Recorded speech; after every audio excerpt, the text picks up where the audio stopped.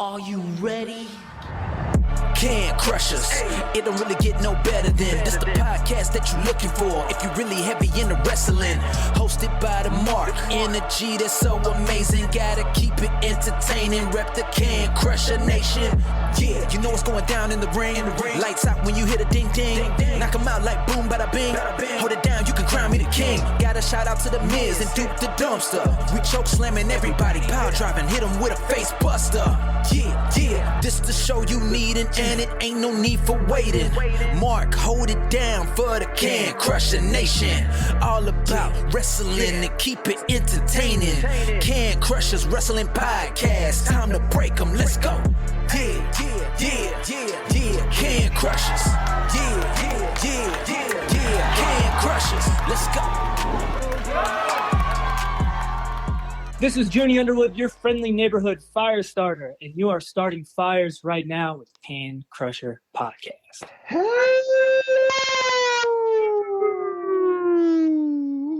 welcome back to another Can Crushers Wrestling Podcast. We took a week off and we'll get there. I'm Mark the Mark. That's Sir Michael Jenks. I'm drinking heavily already. So, hey, shout out to my cousin, by the way, who we'll get to where I saw him and told him he really loves this first half an hour part of this because he doesn't understand what the fuck's going to come out of my mouth. Neither do we. But shout out to my cousin, Tom Herzing, Hi, Tommy. Jenks, I'd be remiss if I didn't say it like this first. And you pulled the wool over my eyes because I kind of forgot until it popped up. We shifted shit around. I also didn't have a voice, so you lucked out that way. You motherfucker, you got your birthday week off on Can Crushers. I know. I somehow made this wined and dined and took it off somehow. I don't know if I did a special dance that made Mark sick or what, but hey, cheers. I hope you had a great birthday weekend. All of that. I know you did because I texted you briefly about what's going on and everything. But yeah, I will get to me because mine's been a roller coaster of legit not having a voice, being sick, fighting the law, and a lot of other things in life. How has your 2 weeks been? We'll get the wrestling. It's almost a moot point at this time because we got a lot going on in personal lives.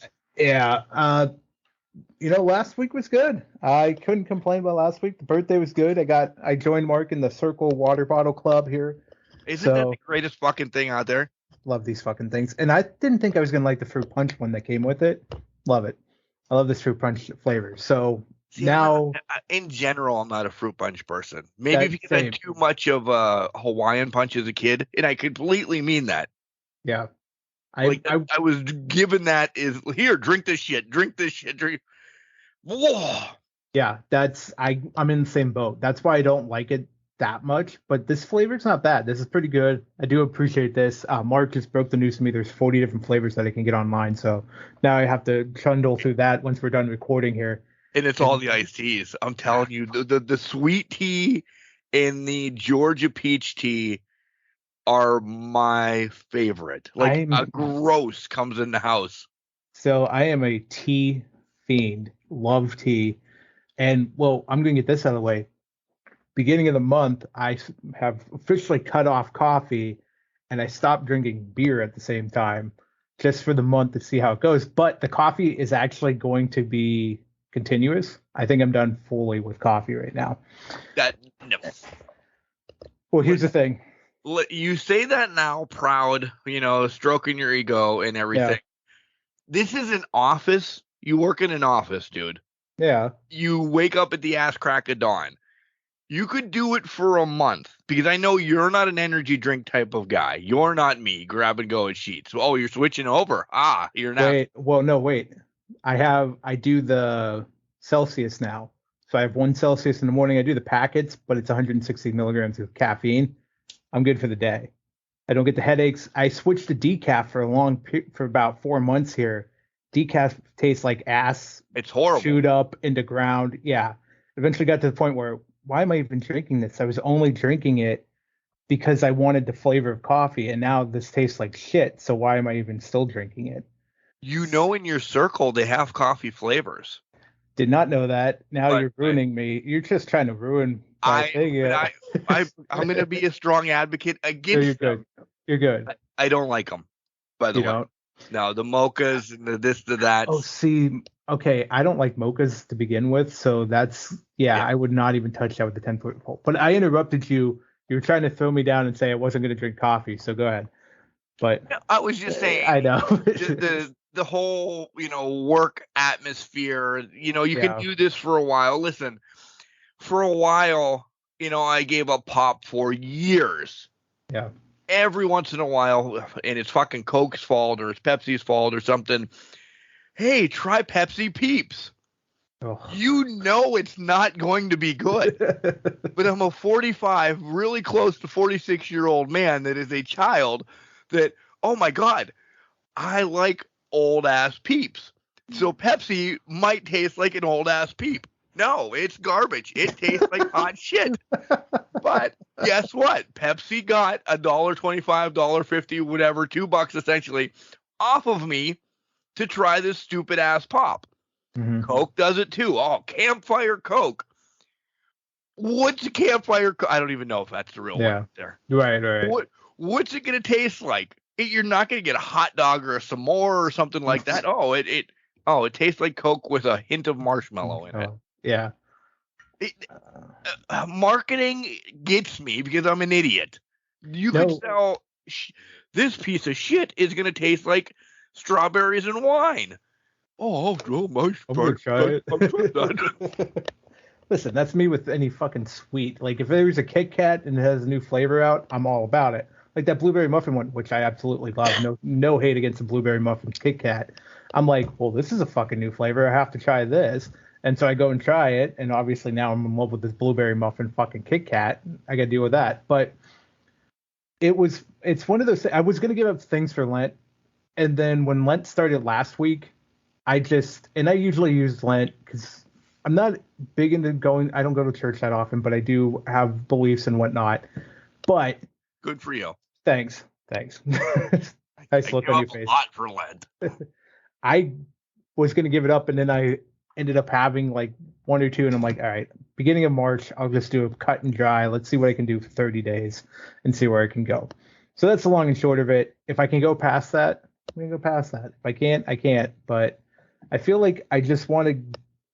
I always give up something to kind of control it. Last year it was sweets, and I had Girl Scout cookies looking at me for 5 weeks, 6 weeks. So I decided to do that. So on top of all of that fun, birthday was great. Had a good time. Hung out with some dinner. Did you do an awesome dinner or something? Awesome dinner included my girlfriend bought some pizzas, and she got me a nice cake, and we just hung out at her place. Mortified her with The Last of Us. She was not a fan of that first episode, so we're never watching that together again. But that was a funny story. But we had a good time there, and then we had a family dinner on Sunday. Meatloaf, mashed potatoes, home cooked. Beautiful. I haven't had gravy. a good meatloaf in a while. Man, this was on point. And I hadn't either. That was the first one I had in several, at least maybe even a year, to be honest with you. I just never think to make it. I don't know why. It's an easy thing to make. It's very easy to make. You're just loafing meat and putting it in the oven. And it never crosses my mind. But you add some things to it. You just you add things to it to season it and give flavor in that. But at the same time, it's very easy to. It takes 3 minutes to make. Put it in a loaf form, throw it in the oven for 45, and you're good. Never think about it. So it was a delicious dinner. Fantastic. Got my Circle water bottle. I also got a Blackstone grill out of the whole deal. So now I'm making shit. So that was fun. I'm very angry about this Blackstone thing. Like, why? I thought I was getting one last Father's Day. Didn't. I thought, well, all right, that's a pretty big thing. Like, maybe it's a Christmas present I'm gonna get. No, I didn't get it for Christmas either. So, listen, birthday's fucking 11 days. Is it gonna happen? Is it gonna happen for the birthday? I don't know because we have shit going on. No, that's fair. I was gonna say, do you want hope? Because this is when I know. Well, no, when I didn't think I was getting one. This all spun from the birthday party the week before, where we were hanging around for my nephew's birthday party, and I was just saying, "Oh, I'm going to get a Blackstone, maybe with my tax return or something, just so I could have one, because I wanted to do all the." Because I was complaining again about storing my brother-in-law's and looking at this Blackstone in a box for like. I hate your brother-in-law too. Yeah, I know, right? Brought it back up. Right. Well, then it was a whole coordinated effort between my girlfriend, my family. They all chipped in and bought me this Blackstone. So now I'm in charge of what we call camp breakfast. And what happened when we were younger was you bring your food, I'll cook it on the Blackstone. You can have it, you get it back cooked and all that. So we're probably going to end up doing that. But good things must come to an end. Monday was fun. So I was going to the movies. Like, you know what? I have the day off, last day off. Going to spend it doing how I want to. Go see a Marvel movie I wanted to go see. Driving up there, my truck is just rattling like nothing. I'm like, what the fuck's going on? And there's steam starting to come out of it. No. Shit. So I got to the movie theater. I'm looking at it. I'm like, there's nothing going on with it. I'll go inside. And I'm just sitting there. I'm like, something's not right. I can't get comfortable to watch this movie. So I wasted money on a movie and a popcorn that I didn't stay for. I left right before it started. And what movie? It was Ant-Man, and it was Marvel. So I go, all right, let me go home and let me see what this is.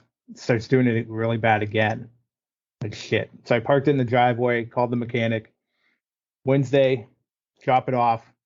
He calls me, he goes, hey, I got it 3 blocks, and it just started steaming like a son of a bitch. And it was just pouring out. He goes, I limped it back to the garage. Your water pump went. Oh, no. Yeah, so that was a lovely expenditure to really just start the month off right. I'm like, God damn it. So everything came crashing down to the water pump in the truck going. But so, yeah, fun week. And it's just been one thing after another. So it's like, all right, it is what it is. You're so high. You're on the top of that fucking mountaintop. And it comes dancing. This is why I was putting off buying this fucking grill, because I knew I'd be at the top of the mountain, like hell yeah, and something would come and chop me down at least a day later. And it was a day later, and boom. And on top of that, my mom's hot water tank blew Tuesday night. So it's been one thing after another. So we start with the good, and then we just shit on you. How do you like that? It's fun. It's just the chaos that is my life. But so let's throw it over to you. But first, is that a Savannah Bananas hat? It is. I'm jelly. We pulled the trigger. Jealous. God damn it. We pulled the trigger. First and foremost, we want to go see them. Yeah. They're close. They're in West Virginia and they're in Akron. I have ties to both organizations. But I thought, let's do it the right way first. Do you know how much Savannah Bananas fucking tickets are? Oh, pretty penny, I thought. Yeah, they're like $125. Yeah. For a baseball game. Listen, nah. So I'm now have to use the people that I know at these organizations. Say, remember me? I'm that guy. Because Kelly, I've seen him on TikTok. Yeah. A couple years ago, and I'm like, whatever. Kelly is the one. She watched the first game because they're on YouTube. Every game this year is on YouTube. They start at 7:00. Check out their schedule. By the way, there's one tonight. When you guys are listening to this Saturday, there's one tonight. So 7:00 tonight, watch the game. And they're 2 hours. Boom. It is just, they explain the rules every time. They're having a horrible season right now against the Party Animals. Yeah. They're losing. They've only won one game this year, but it is so fun. The shit that they do, and they just listen. I love baseball. I don't mind the new rule changes. I've watched a lot of spring training on the road as I'm on the road this year and everything. And none of this stuff, the shift I thought might have made me mad. None of it. I don't fucking care. It's baseball season. I love baseball in general. This is baseball entertainment. Don't come and think you're going to see Pujols and Miggy and Kershaw and everything. This is me, you, and Cody, and the rest of us idiots playing baseball, having fun with it, putting our own little, spice on it. So enjoy it for that. Are these guys good? They're better than us. Are they MLB worthy? Some may be, some won't. I'll let you guys make that decision yourself. But it's fun. Watch it. It's on YouTube. It's free to watch. It's cool. Yeah. So, yes, Savannah Bananas. We went all out and spent a ton of money on merch. Nice. So, in case we get to go to Savannah Bananas game. So, last week, I did lose my voice. Like, if you guys listened to the Junie Underwood interview spotlight this week, that spotlight was recorded like Thursday. And you heard that I was like smoking a carton of cigarettes a day. I was a gravelly old man. So when Jenks says, hey, can we try to do this, do that, do this? And I'm like, dude, I'm okay, whatever you want to do. Because I sounded like this. And it hurt to talk and whatever. So we just like, cool, let's just take a week off. We'll catch up. Da-da-da-da-da. By the way, sorry for that Junie Underwood interview. Oof, it was rough. Probably one of my roughest ones. Poor guy is going to come back on just to tell the story again. He did a great job, though. He carried he's like, I know how you do your stuff. Journey Burke told me that. I'm like, good. I was like, I have a special deal for you. Whatever. It's in, son of a bitch, The Godfather. I'll make him an offer you can't refuse. Yeah. Okay. So I'm like, this you can run the podcast yourself, dude. I did the intro and the outro literally like a week later when I could talk again. Oh my gosh. So a lot happened. I'm not going to get into details, but a lot happened at our church. And one of my great friends, one of Ethan's mentors, essentially got kicked out of church. And we started a riot. We had a riot, but we started a protest. That's when I saw my cousin, because he's related to this gentleman as well. For years, he's been doing everything in the church. He's been being like the council president, this, that, and the other thing. And listen, we're very open here because everybody knows Ethan's gay. Beau is gay for 9 years. He's been doing this, and everybody's known he's gay. Well, now that he was married last year, they come upon this year to say, yeah, you're no longer allowed to do anything anymore. Have your beliefs, have your do whatever. And I understand within the listen, I was Catholic. We'll leave it at that. There's bylaws. But why didn't you go by him for 9 years then? Don't let him start to do shit if you're going to pull the wool out 10 years later. So we made a big stir about that and how it went about. So Mark was Mark. Mark is now, I'm not patting myself on the back. There's peaceful protesters. There's, people that are a little bit vocal, and then there's Mark that goes right for the jugular. So Mark is very well not liked in the community right now, and I'm all right with it because I got my point across. I'm supported by many others, family, friends, this, that, and the other thing. It's not like I fought. No. Just my sign was, it said the devil teaches here, and a lot of the older people didn't like it that much, but it made the point. It cut, it hurt. That's what Mark does. So I did all of that. I started feeling better, and then basketball comes around. From Monday until last night, double headers, 8 games, 4 days. Thank God it snowed, rained, and did everything down here. Because I was on the docket maybe to do a game, and I'm like, listen, I have to do the podcast. They're like, well, what if you do? I'm like, no. I'm like, I don't want to. I'm like, I'm going to call it. Well, the game got canceled anyway, and everything shifted to today for you guys. And we already had prior engagements that I wasn't doing anything. So it's nice. I haven't had beer in a while. I've been drinking liquor. Yeah. So I just got beer. I took Ethan to work, and I'm like, I don't know if I'm going to leave the house again this weekend because there's house stuff to do, and we haven't been home, and we want to order a pizza as a family. We want to just look at each other and say, God, that's what you look like, because we have crossed paths and not seen each other since last Monday. Wow. So, yeah, it's one of those weekends that nobody's going to find us, but we're going to be in everybody's sight. You know what I mean? Yep. That's a good thing. Yeah, it's been one of those hectic, crazy things. The downfall is this whole week, as I'm bitching about, oh my God, 8 games and 4 games in 4 days. Nothing's going right for our basketball teams around here. So we really only have one school left.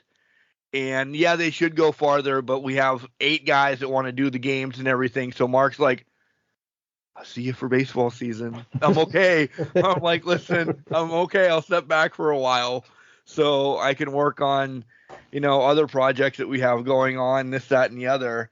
A shout out to my homeboy, Jason Tyler. I owe him a whole day as well for Pardon the Paranormal, because that recording day is when I was smoking a pack of cigarettes as well. So that's a day coming up that I have to sit in studio and record with him for a while. So yeah, hectic for a while, but I wouldn't change it because it's fun. It's the good hectic. It's nothing that has been completely, well, the thing that happened last weekend with, love is love and support Beau and stand for Beau and all of that. That's still rough, and we'll continue to battle that battle. But everything else, hey, it is bounced around it. It really is one day at a time. And there goes Kelly going to work. There goes Mark going to bed. Oh, Ethan, he's alive.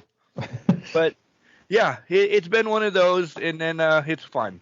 But yeah, other than that, I sit here drinking Miller Lite tonight and okay with it. I had a shower beer. Nice. As soon as I got out of work, I'm like, I don't know if I need one at 1 o'clock, and I'm really not ready, but I'm like, it needs to just to bring it down, because I'm going to sleep well tonight, even after my nap earlier today someplace. It's well deserved. And it's been too chaotic, so I'm doing a relaxing weekend too this week. But I wanted to say, I'm proud of you for everything you're doing in protest and support of Beau. I'm 100% behind you up here. You know that. Oh, yeah. But it's fucking bullshit.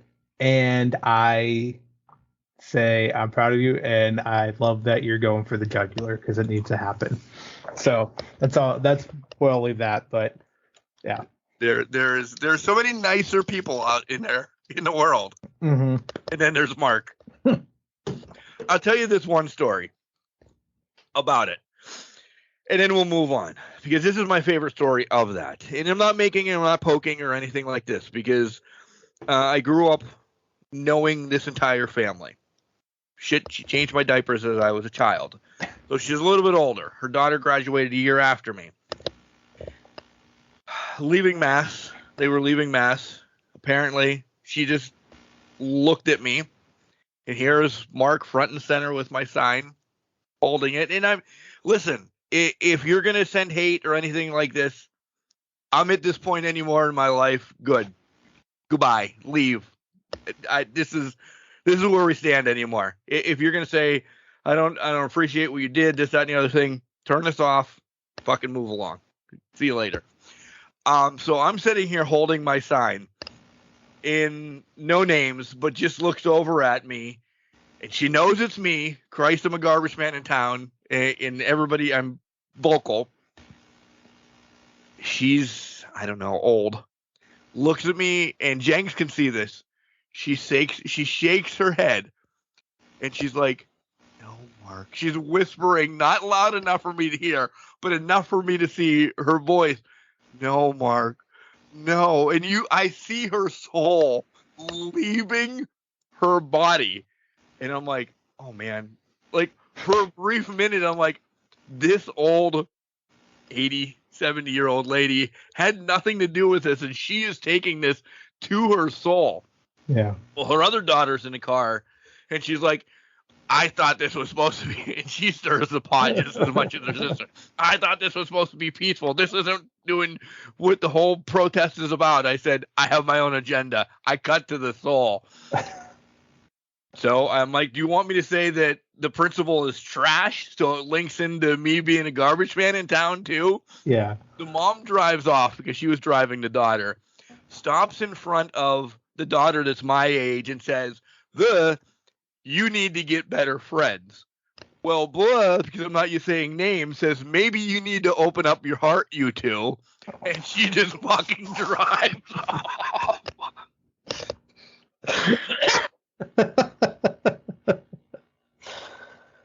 Yeah. And it took me longer to tell the story than that happening. But I just wanted to paint like this. The ones that needed to see it saw it. They put their head down. We got some flips off. We got called some racial slurs. We got called this. We got called that. I don't care. It's an educational thing. The people need to understand it. This one just, it hit different.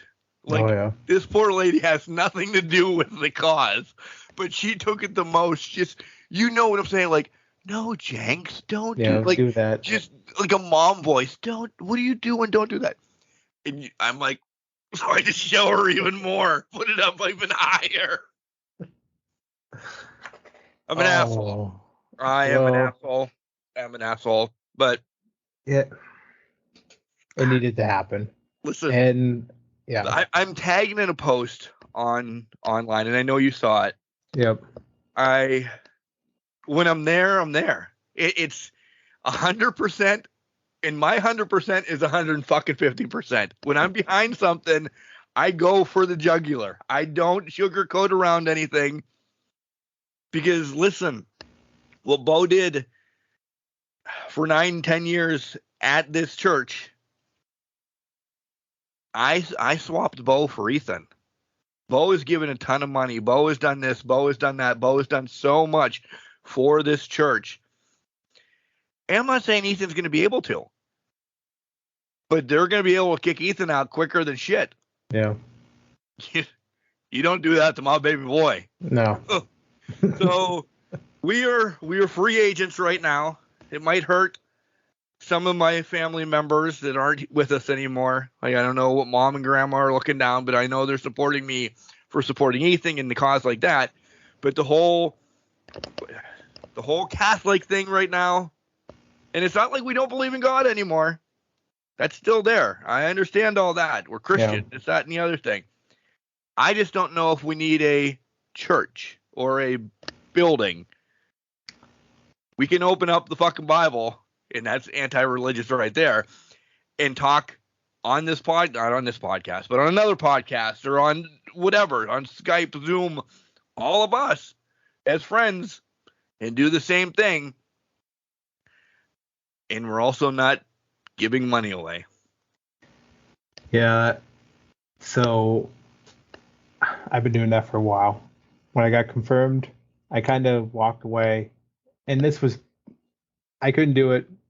The scandals and all that bullshit kind of was like, that threw me off. And then the money thing, it seemed like, to me, it seemed like a pyramid scheme of sorts too. I get you wanted us to donate, but then you kept pushing more and more. But I've always said, I can find a way to talk to God if I want to, or open a Bible or pray or whatever, and that I can do that myself. I can have that conversation. I can talk with other people. It's about community. So you can start a little church group and have that conversation. Can't crush your church, CCC. Exactly, CCCC or whatever it is. Father, Son, and the Holy Ghost through a table, whatever you want to do. God, my words. Oh my God! Now I'm just picturing them coming out. It's getting see now we're getting really anti-religious. But anyways, blasphemous here. But that was my whole thing, was why there was a lot of things that I just didn't understand or didn't think it didn't make sense to me. I can still believe and still do my own thing and live a good life. I don't need to go to church every week and deal with that crap.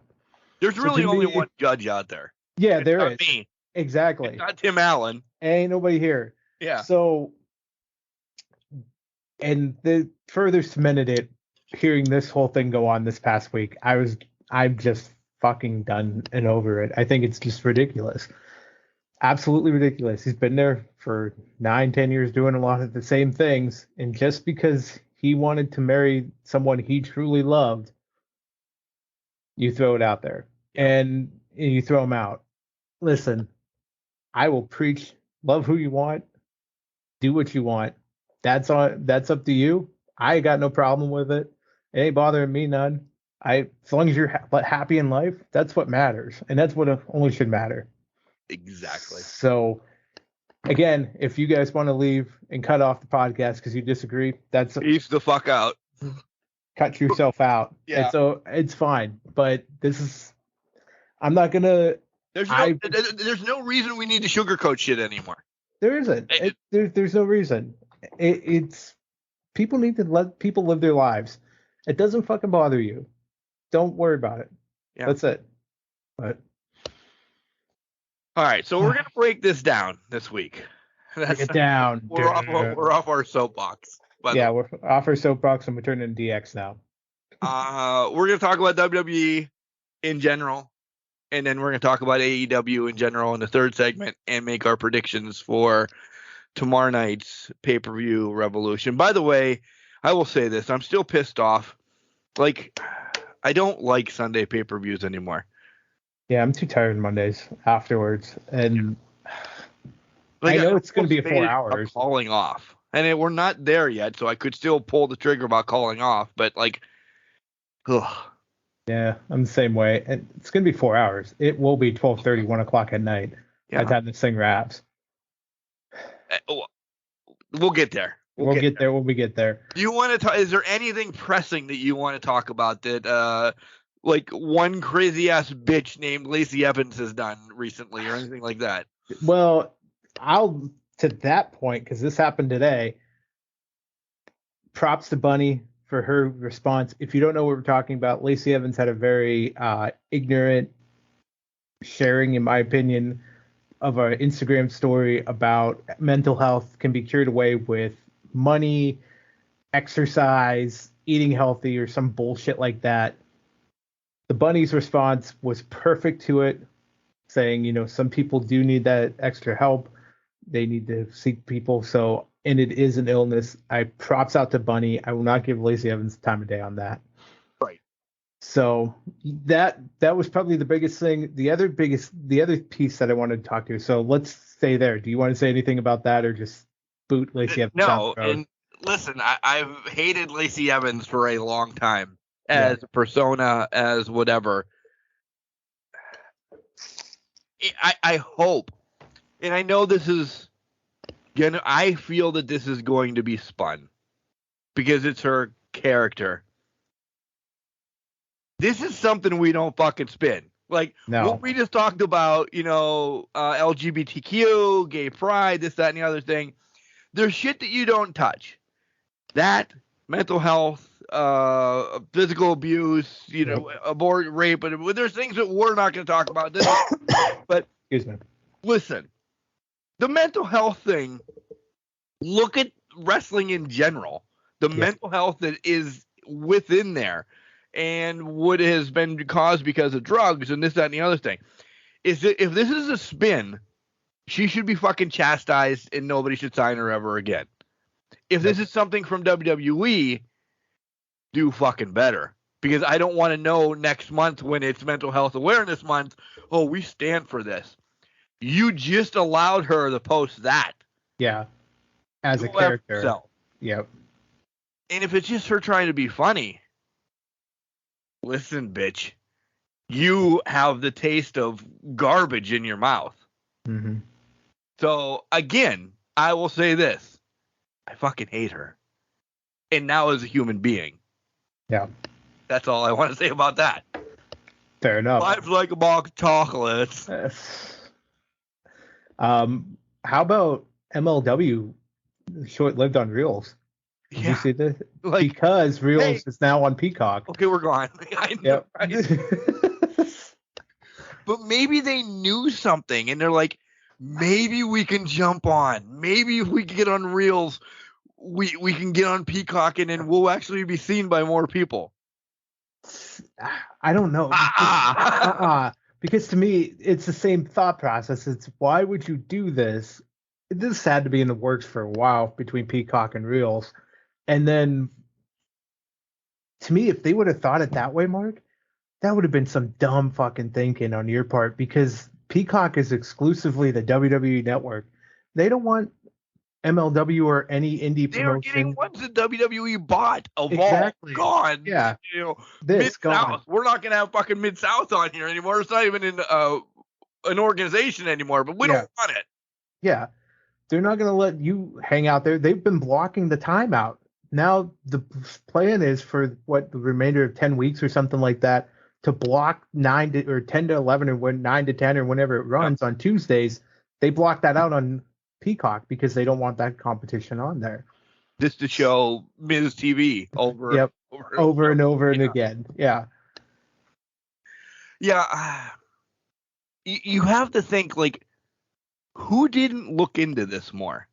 Yeah. I mean, I'm not throwing Court Bauer under the bus or anything. Like, right. Who said, because that transaction of Reels being on Peacock didn't happen since MLW came on TV. Yeah, this has been. It wasn't like, hey, we got MLW. Cool, they're gone. That was like a 30-minute. How many weeks? 3, I think. Yeah, it's been on for 3, I think. Yeah. 3, I think 3 weeks, maybe with promotion. Because they might have, tagged a few things here and there. It might have been a month and a half. Yeah. And I'm saying promotion, like, hey, MLW is coming to Reels. MLW is coming to maybe a month and a half. Woof. Back to the fucking chopping block or whatever. Whatever. I've had 6 beers so far. So you're at 6? I said I've had a couple. Yeah, that's not 6. We're getting lost in translation here. But fair enough. Yeah, somebody did not do their homework thoroughly in that. Not at all. All right. I'm going to tell you guys this, and then we're going to pause and talk about WWE. This Wednesday, and Jenks doesn't know this Wednesday, the Can Crusher Spotlight isn't with a person. They'll have several people on there, including myself and several people. High Ground Pro Wrestling. Oh. How did you make that happen? One part is already recorded, and it links to something big, as I projected months ago in Scranton, Pennsylvania on March 18th. So you guys don't know, that was a wonky type of edit that I just had, and it's on purpose because we had a fucking blackout in my town for about 20 minutes. That is insane. Boom. Like everything just went to shit. Boom. Nothing. No internet, no lights, no anything. We're back online now. Yeah. So what we were saying is we're going to talk about WWE next segments, AEW, and make predictions. And make sure you listen to this week's coming podcast is where we were getting to, because it all wraps around to Bailey coming to Scranton with me March 18th. It can happen. I can't believe it. I can't believe she did it. She's just making the trip now. Right? She's all about this. She's intrigued. She is intrigued. Very intrigued. I'm very intrigued as well. High Ground Pro Wrestling. Leave it at that. Follow them. You know some people. They've been on the show. More people to come on the show. And Mark to do. Oh, did it go again? Haley? Oh, you here? Okay. Yeah. You froze. my That's God. why I was like, Collar and elbow. Use the promo code Can Crushers. It saves you 10%. Listen to us everywhere the podcasts are. Find us on social media. We need to get to the next segment because this computer in this blackout might loop back around. Wrestling. A love and a passion we all share. I've started a wrestling brand. The wrestling brand. A brand founded on the aspects of wrestling. Two entities working together to create a product that connect emotionally for people everywhere. Collar and Elbow is the brand. Passion and love for wrestling is the drive. I am Al Snow, and this is Collar and Elbow, the wrestling brand.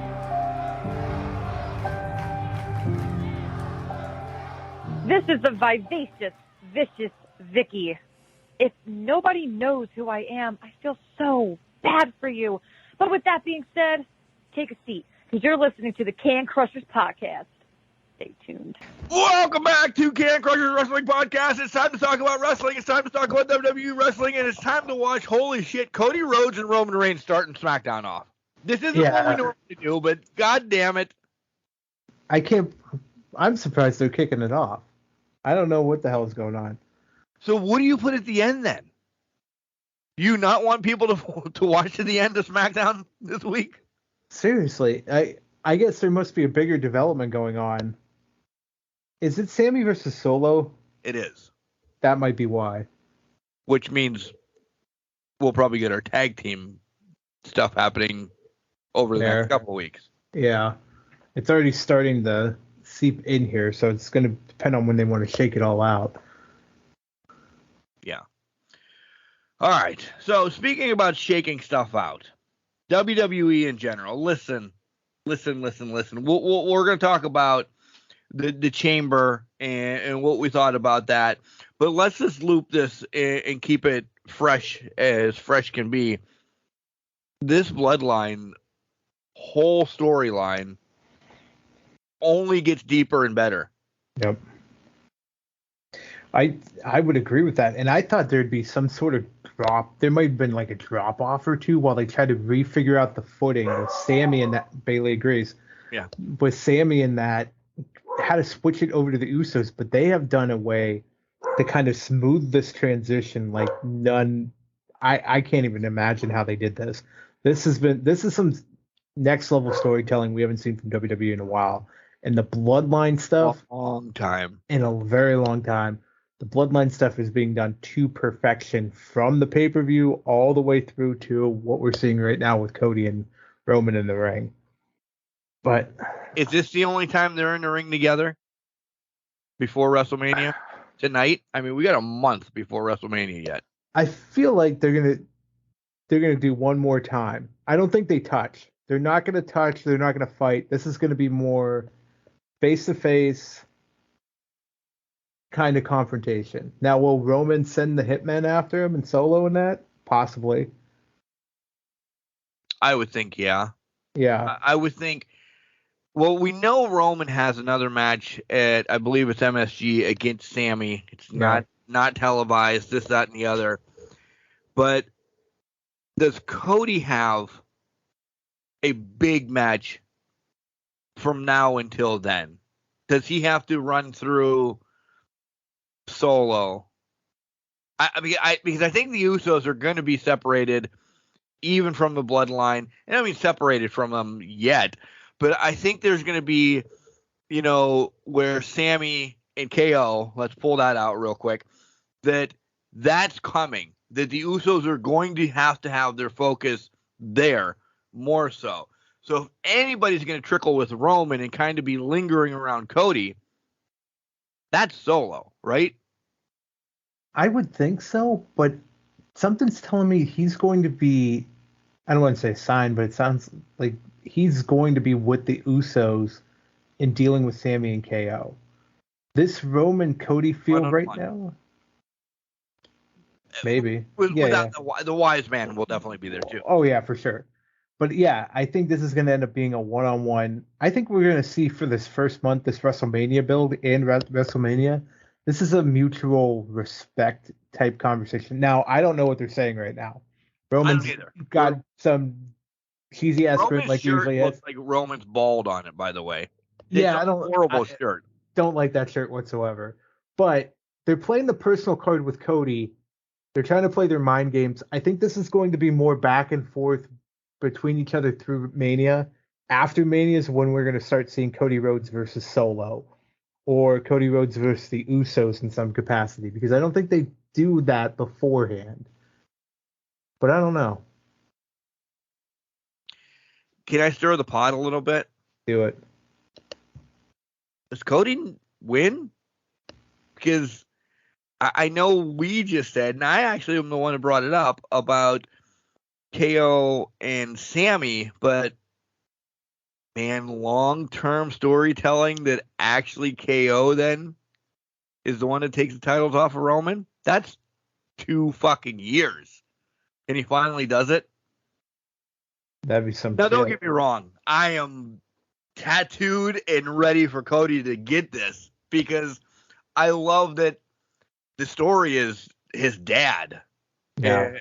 So the story is much longer than 2 years, essentially. Yeah, I really do think it's going to be Cody. Can we walk out of WrestleMania with it not being Cody and it's Cody later? Potentially. Do you think they get Roman to 1,000 days as champion? That's a powerful number. It is. That is a very powerful number, and it's already been acknowledged it's May. He would have to get to May to get to 1,000 days as champion.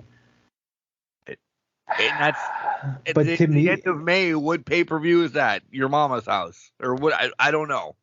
Backlash, WrestleMania Backlash, mega event of the summer. You could pull this off until SummerSlam. Done right, you could pull this off. I'm holding a beer in the picture, by the way. This is why we could probably never continue to go to YouTube, by the way. Think about this all the time, because we're both swinging drinks around all the time. You have to duct tape our logos in that. Yeah. More work. Yeah. This could be taken to SummerSlam.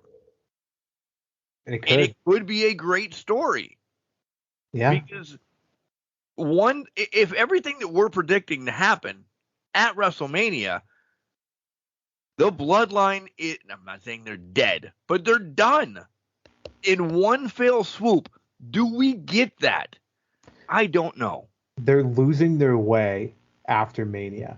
I think either way, SummerSlam is Cody Rhodes versus Roman Reigns again, because Roman's stepping away. To me. I think. Oh, are they going to shake hands? Oh. I'm getting this. Oh, squirrel.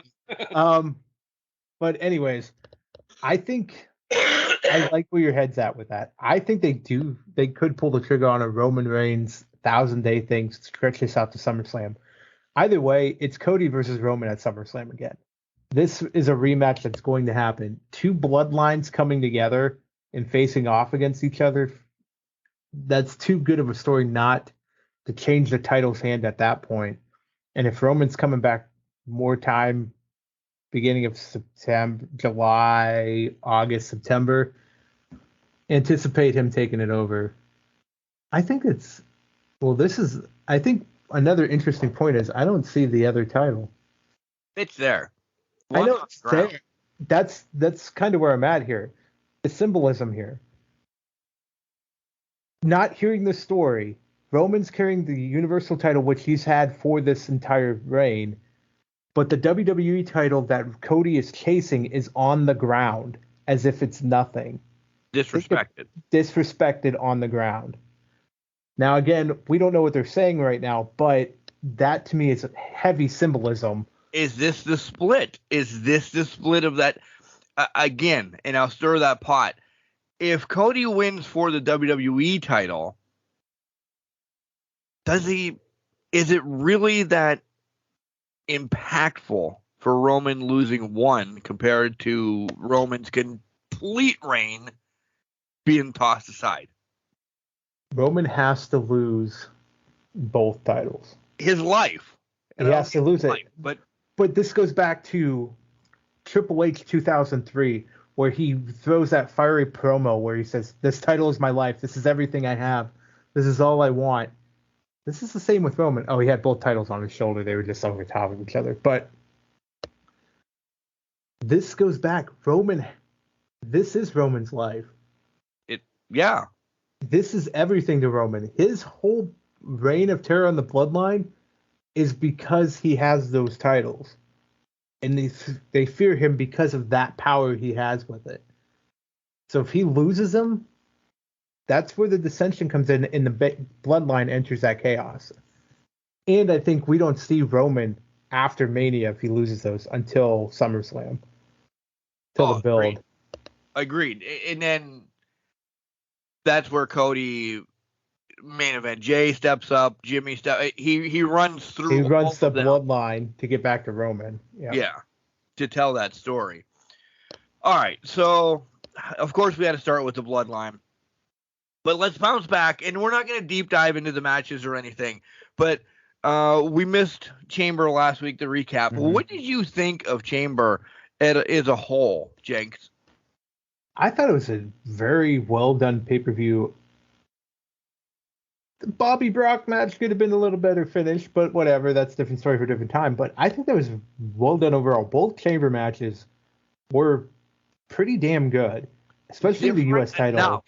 Yeah, different enough to tell the story. I mean, don't get us wrong.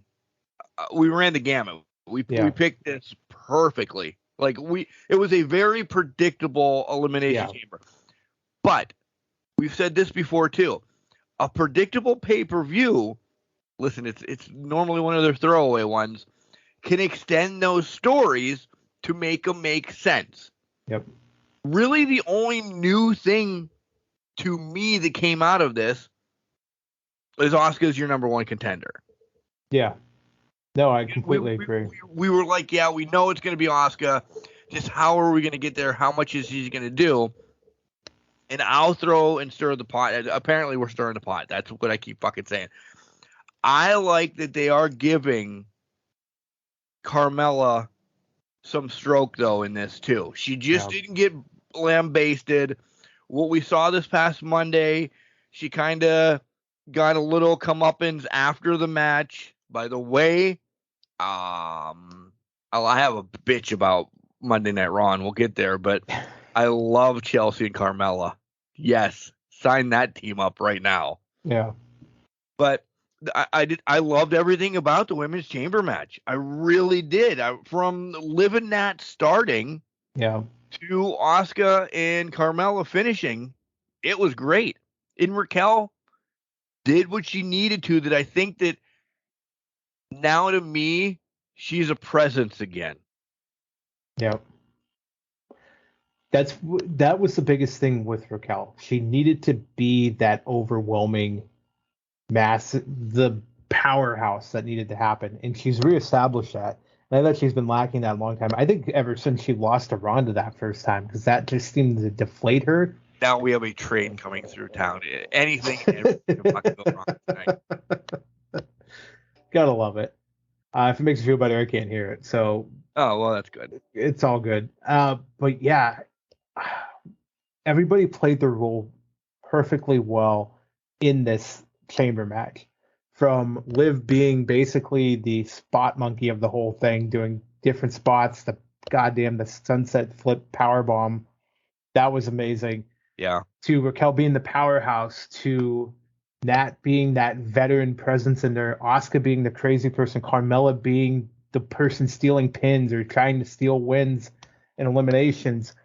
Everybody did their part perfectly in the women's match. And it made it, even though we figured it was going to be Asuka, it made it a little bit unpredictable. I think they could have, nothing against Carmella. I think if they would have swapped Liv in or Raquel in, it would have made a little more suspense. But for Carmella, I liked how that told the story of, I was plucky, picked my spots, and I got my spots into the second to last, or the last eliminated in here, and almost won the match. So I like that character development with Carmella too, because if they're going to go that way, and this combination with Chelsea that's happening, Yeah.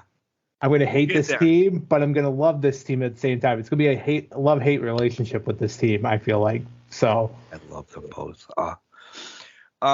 You made reference about the Bob and Brock thing.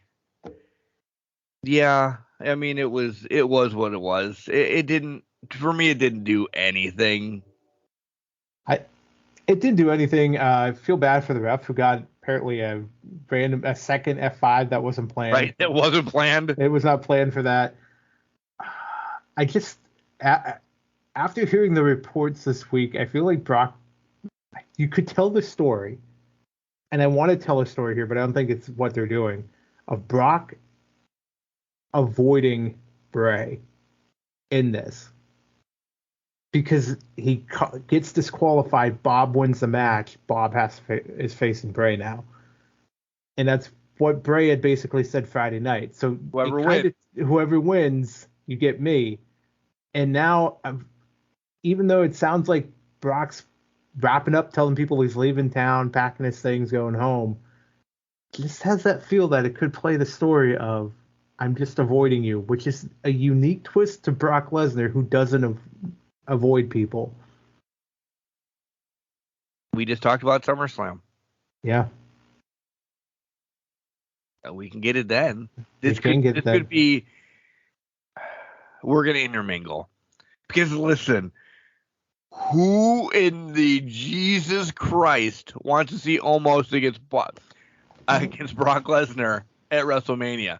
The only thing I want to see is him doing that MVP lounge over again because he had a blast doing it. Other than that, the match, I don't know how you're even going to sell me to not make a whole batch of guacamole during that match. Yeah.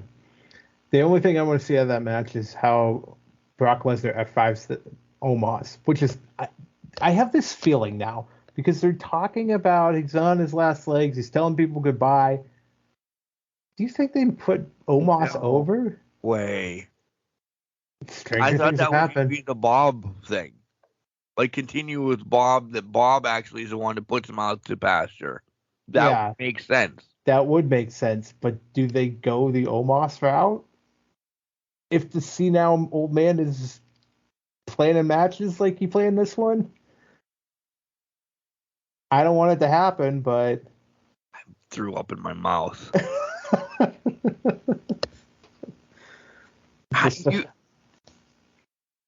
When Brock defeated The Undertaker, like Brock was a presence. Yeah. So for him to beat The Undertaker, we were in shock because we never thought that was going to end. But there was a torch passed, and we're like, holy shit, now Brock is not the Phenom, but, you know, he's a beast incarnate. He is your part-timer that is the mega fucking star that can do no wrong. The perfect and then you candidate. let him be a Viking man, that's even better. Yeah. What has Omos done that he should even be attempting to light the torch, let alone have it passed to? Because that's what Brock would be doing. I know. That's a huge torch. You're going to make Omos part-time, and people are going to be happy that he's part-time because he's not there every week. Yeah. The idea that he's going to be Omos is going to be a big draw in Saudi Arabia like Brock is. And I know we shit on Saudi Arabia, but let's pull numbers and, you know, pipes and all this out of our asses to talk about this stuff. There's nobody in fucking Grand Rapids that wants to see Omos, let alone the king in Saudi Arabia. Yeah. It cannot be. You pissed me off now. This You're welcome. cannot be a passing of the torch. This just has to be a dismantling, and maybe we're sending him out to pasture because he is not. Listen, I bit more on Giant Gonzalez than I am on Omos. I wish I could make that statement, but I can't. But no. But I thought Kwame Brown was going to be a better draft. There you go. I'll bite on that one. All right. But fuck is Kwame Brown? Yeah, just look that up, by the way. There's no hate for Kwame Brown on this. I'm just saying, I'm only throwing it out there because stranger things have happened, and it would not surprise me if they pulled that trigger. I agree with your points? 100%. Omos is not who they want him to be. If you tell me we're going to get up to SummerSlam and it's going to be Bray that gets this torch passed from him, okay. I think it should be Bray, but they're not going to do that. I just have this gut feeling that they're just going to fucking do Omos, and it's going to be they're going to force a shock and awe scenario here. Disgusting. It is. But you wash your mouth out with blood. I'll just drink some of this Circle. Good. Circle is a great thing to drink. It's better than that. Edge, yeah. Edge and Beth and Finn and Rhea. I don't know. The crowd loved it. Dom was the man in this match for me, just doing his shenanigans. Yeah. But we kind of knew again. And I know, like, Mark, you just said you liked the pay-per-view. I did. These are the two matches that I could have given two shits about. Yeah. Really, really. And as we go forward, we know that, listen, there's one more match happening now with Edge and, let's spoil it, the Demon coming back. Yeah. So this did nothing. Like, and now Beth's gone again because sure shit, Beth and Rhea isn't going to continue because Rhea's got bigger things at WrestleMania. And I have bitching to go. There's no reason why Beth should get a title shot. So, but it could happen. But because we have tag team champions that shouldn't be tag team champions too. Yeah, there should have been a little more build for that, I think. But it's random. Let's not get into that one yet. Yeah. Yeah. Because I'll give you something to think about, but go ahead. Okay. Finish it. I think it was. Hey, I liked the match. Again, I was with you. Wasn't the one I was looking forward to. I was probably one of the lower. That's just what it is. You have two chamber matches and the emotional storyline. You're gonna have one or two matches that are just like this isn't for me. Yeah. Love the Shatter Machine. Brought a tear to my eye, even though that's probably the last time we'll see that in WWE for a while. Who knows? We'll have to see how things develop. But I think it told the story. But again, I was also kind of surprised that Rhea looked kind of not dominant in this match. And now I think that's for a reason. You think so? I really do think it's for a reason that she's not looking dominant in this whole shtick. Because now she's away from it as we're moving forward after that match to something else. Now she get a month. She can run through some people. Yeah. As she is tonight. That, oh my God, she was a former champion. She destroys her. She was a former champion. This is now the build for Rhea Flair. We had to finish up this mommy, poppy, Edge, thing, which should have been, I think this match should have happened months ago. I don't know if there was a hiccup in the storyline or if somebody maybe there was an injury that whatever, but this match should have taken place a long time ago, I think. No, that's fair. It was just cleaning up old threads that were hanging out there. The men's chamber, listen, from shit going on top of the pod to even Gargano and Rollins just sitting there was a spotlight moment for me. Just like, I felt like that's really cool. They didn't do anything until they did something. Like, we called this perfectly again, and I'm not patting ourselves on the back the whole time, but like Bronson Reed looked like a destroyer. Listen, he could have walked out of there with the U.S. title, and I wouldn't have been mad. Right. Here he walks out, whatever. We're getting to where he needs to go to. you and Cody Hetrick are going to say, "Ha! Montez is a fucking star." I said it. Thank you. He is a star. Listen, nothing against Dawkins. We need this done. Like, now I want to see Montez jumping from rafters and doing stuff and showing what he personally can do more. He's amazing. This is the match that took me to get there because he was by himself. Yep. He was able to do what he needed to do. And we saw glimpses of it with Seth and him back on Raw many moons ago. He can do this. He can be at this level and carry it to this level. It's the same thing. I keep bringing up Gable, but it's the same thing with Gable. He gets away from Otis. He's on his own level. We're getting there, though. And we're getting there, too, and I'm excited about that. But we're starting... actually. Yeah. And it's getting... So for Montez here, this was his coming out party of sorts on a grander stage. The Seth and him Monday Night Raw was a coming out party. Okay, great. He can do it on a weekly basis. Can he do it on the big shows? He did it on the big show here. Yep. In Folds. The rest of the chamber, my God, there were so many good spots in it. I love Theory getting beat up in the pod like a stupid idiot getting caught in the middle of Gargano and Rollins. Two Gargano and Rollins doing absolute... I love Logan Paul coming out into this. I didn't think he'd show up at this pay-per-view. I didn't think so either. And it was a unique way they did it with Ford. Ford can sell his ass off, and he did. That's one of the reasons why he sold this injury. Listen, I knew he wasn't hurt, but I'm like, okay, what are we doing? What are we doing? And then all of a sudden, I'm like, I bit into that he was actually hurt. Sure. Yep. And then Logan Paul comes out, screws over, Seth Rollins, and now we have that build. So we have the entry into that besides Rollins just chirping at him for 3 weeks.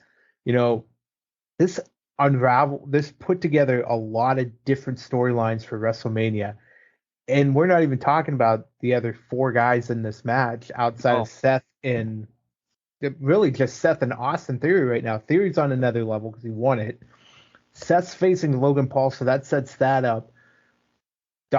Ford, I almost said Dawkins. Ford, Reed, Gargano. I'm forgetting one. Can't remember who the other one was. But these guys all have could have a mid-card match or something to come out and really push forward. We're not saying that A-Town Down is going to have this title by WrestleMania. That's true. We could have a 4-way match. Priest and Montez. It was Priest, yeah. And Reed for the A-Town title. Jesus Christ, Mark. For the U.S. title. And I would buy. You give me those guys again in a 4-way match for the U.S. title, and that's Ford's coming out by winning the U.S. title at Mania over Reed and Priest and Johnny Wrestling. Yeah, you guys all understand that sound. I'd be all for it. Yeah. Because Gargano doesn't need it. Listen, we know Johnny Wrestling. He can do anything. You could put Gargano in a match with Roman Reigns right now, and I'm invested. Because he's Johnny fucking Wrestling. Yep.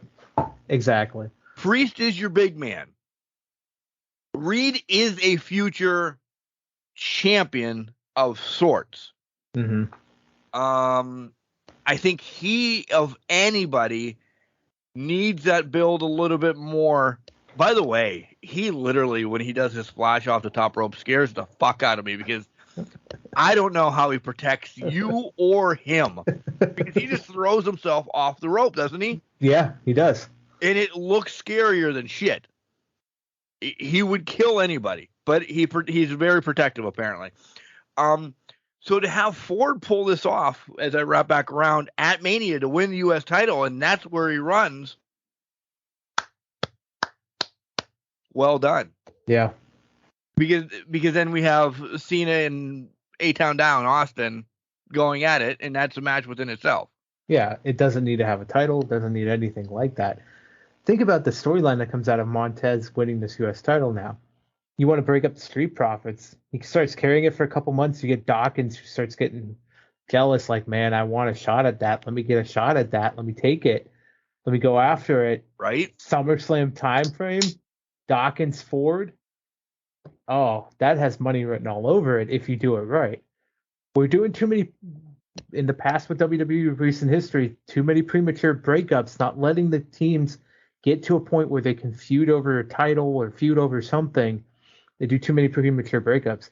This is an excellent way to do this if you build it correctly. And if you give Montez the U.S. title, put the jealousy factor into it. Yep. Thank you. Yeah. Yeah. All right. Main event was Roman and Sammy. And well, first off, let me say, way to ruin that Ivan Koloff wasn't Russian. That's the first note that I have up. I don't know. Like, come on.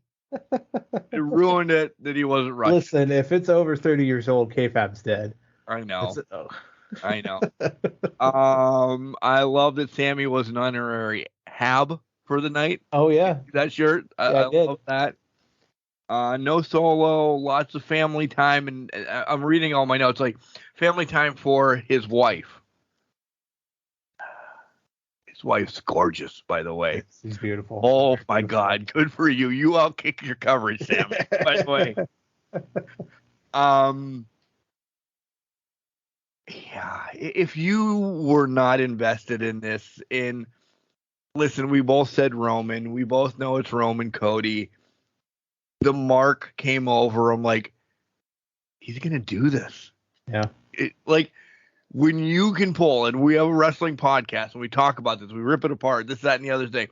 When you can pull this over and get me thinking it, 13 minutes into the match, he's going to fucking do this in his hometown.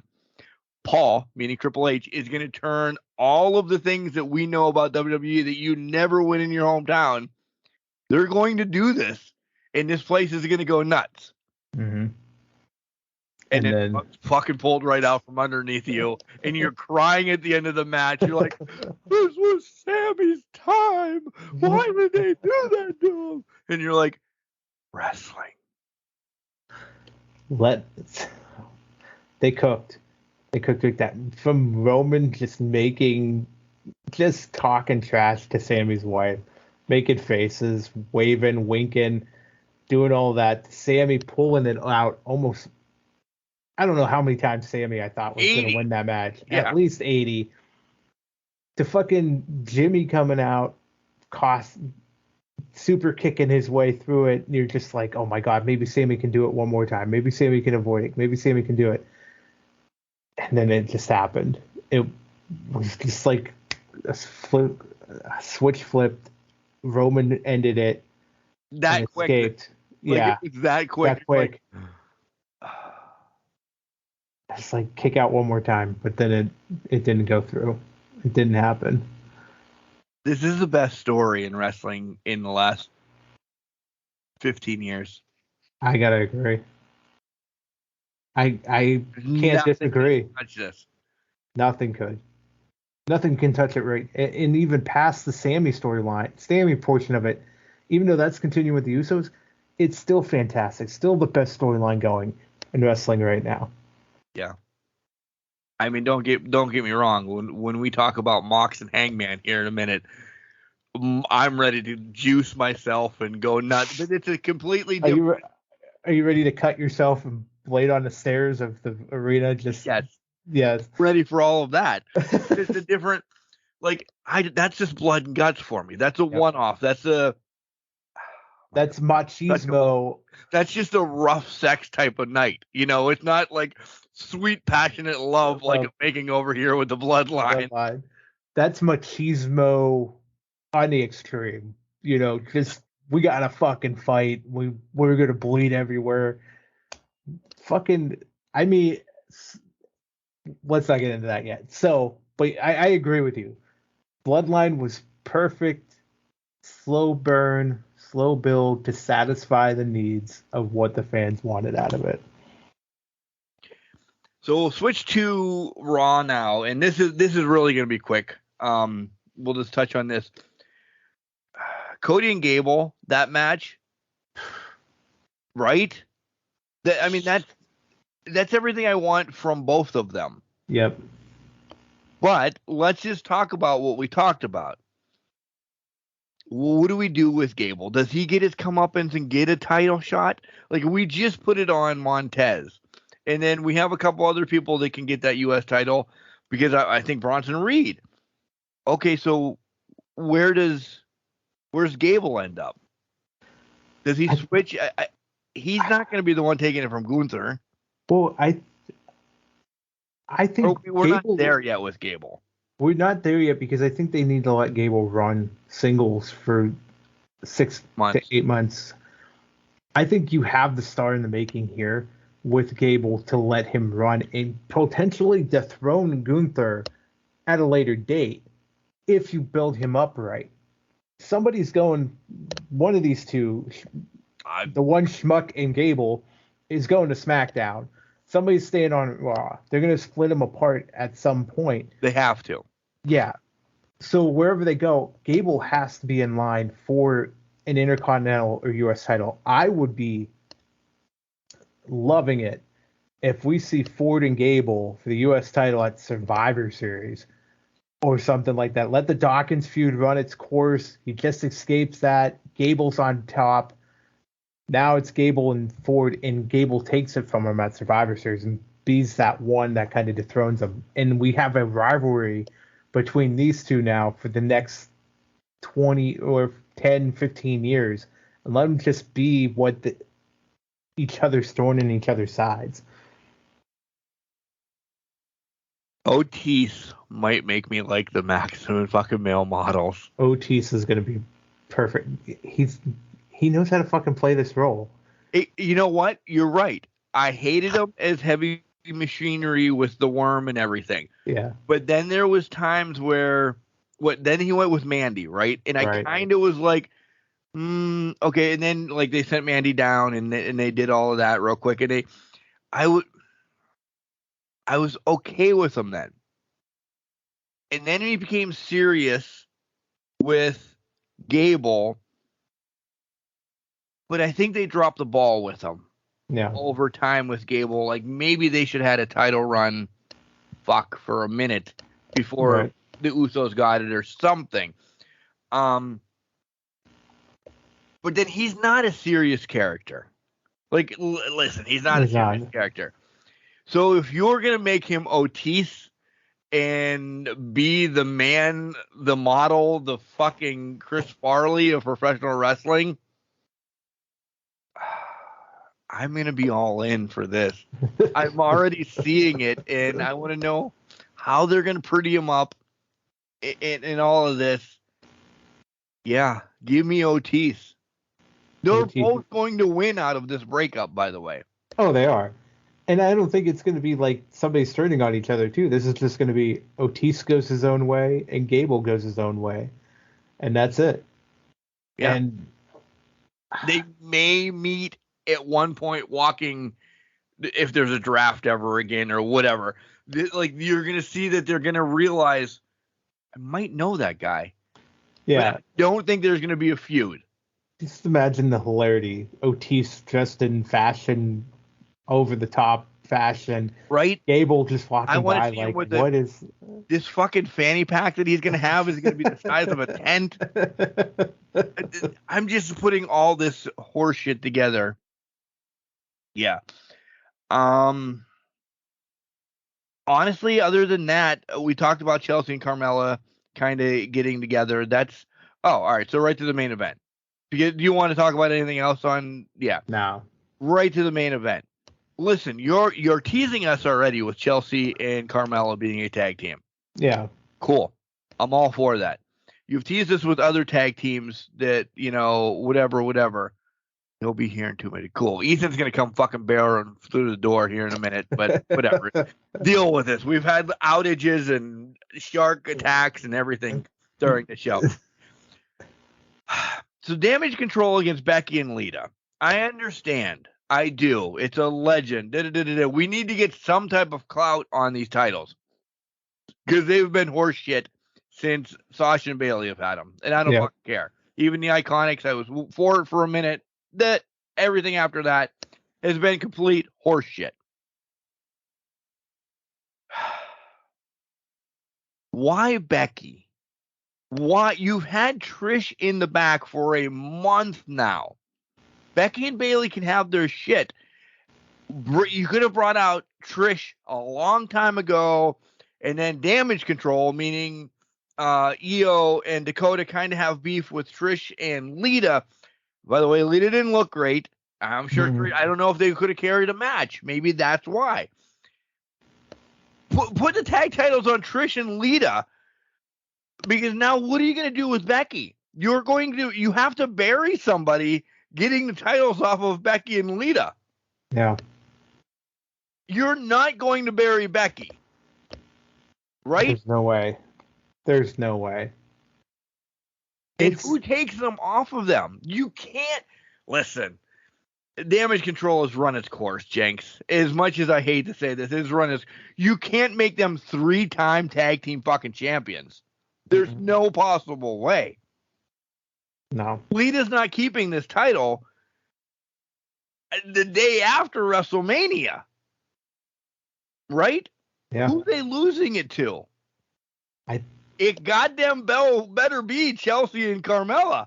That's the only team that makes sense. Are we bringing Tamina and Tana Brooke back out of the fucking realms of hell? Well, here's the team, if they hadn't broken them apart, Toxic Attraction would have been the ideal candidate for it. Monday Night Raw, after Mania, have them come out, take tag titles off of them. All right, now we got a real tag team in here. But no, they didn't do that.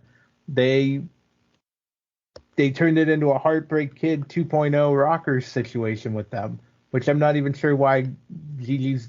I don't know why they even did that to begin with. No. So get off of that horse. It must have been they were so concerned that Trish and Lita could not carry the match or be a team together. They had to put Becky in that spot to carry it to keep up with Io and Dakota. That's the only thing that makes sense right now.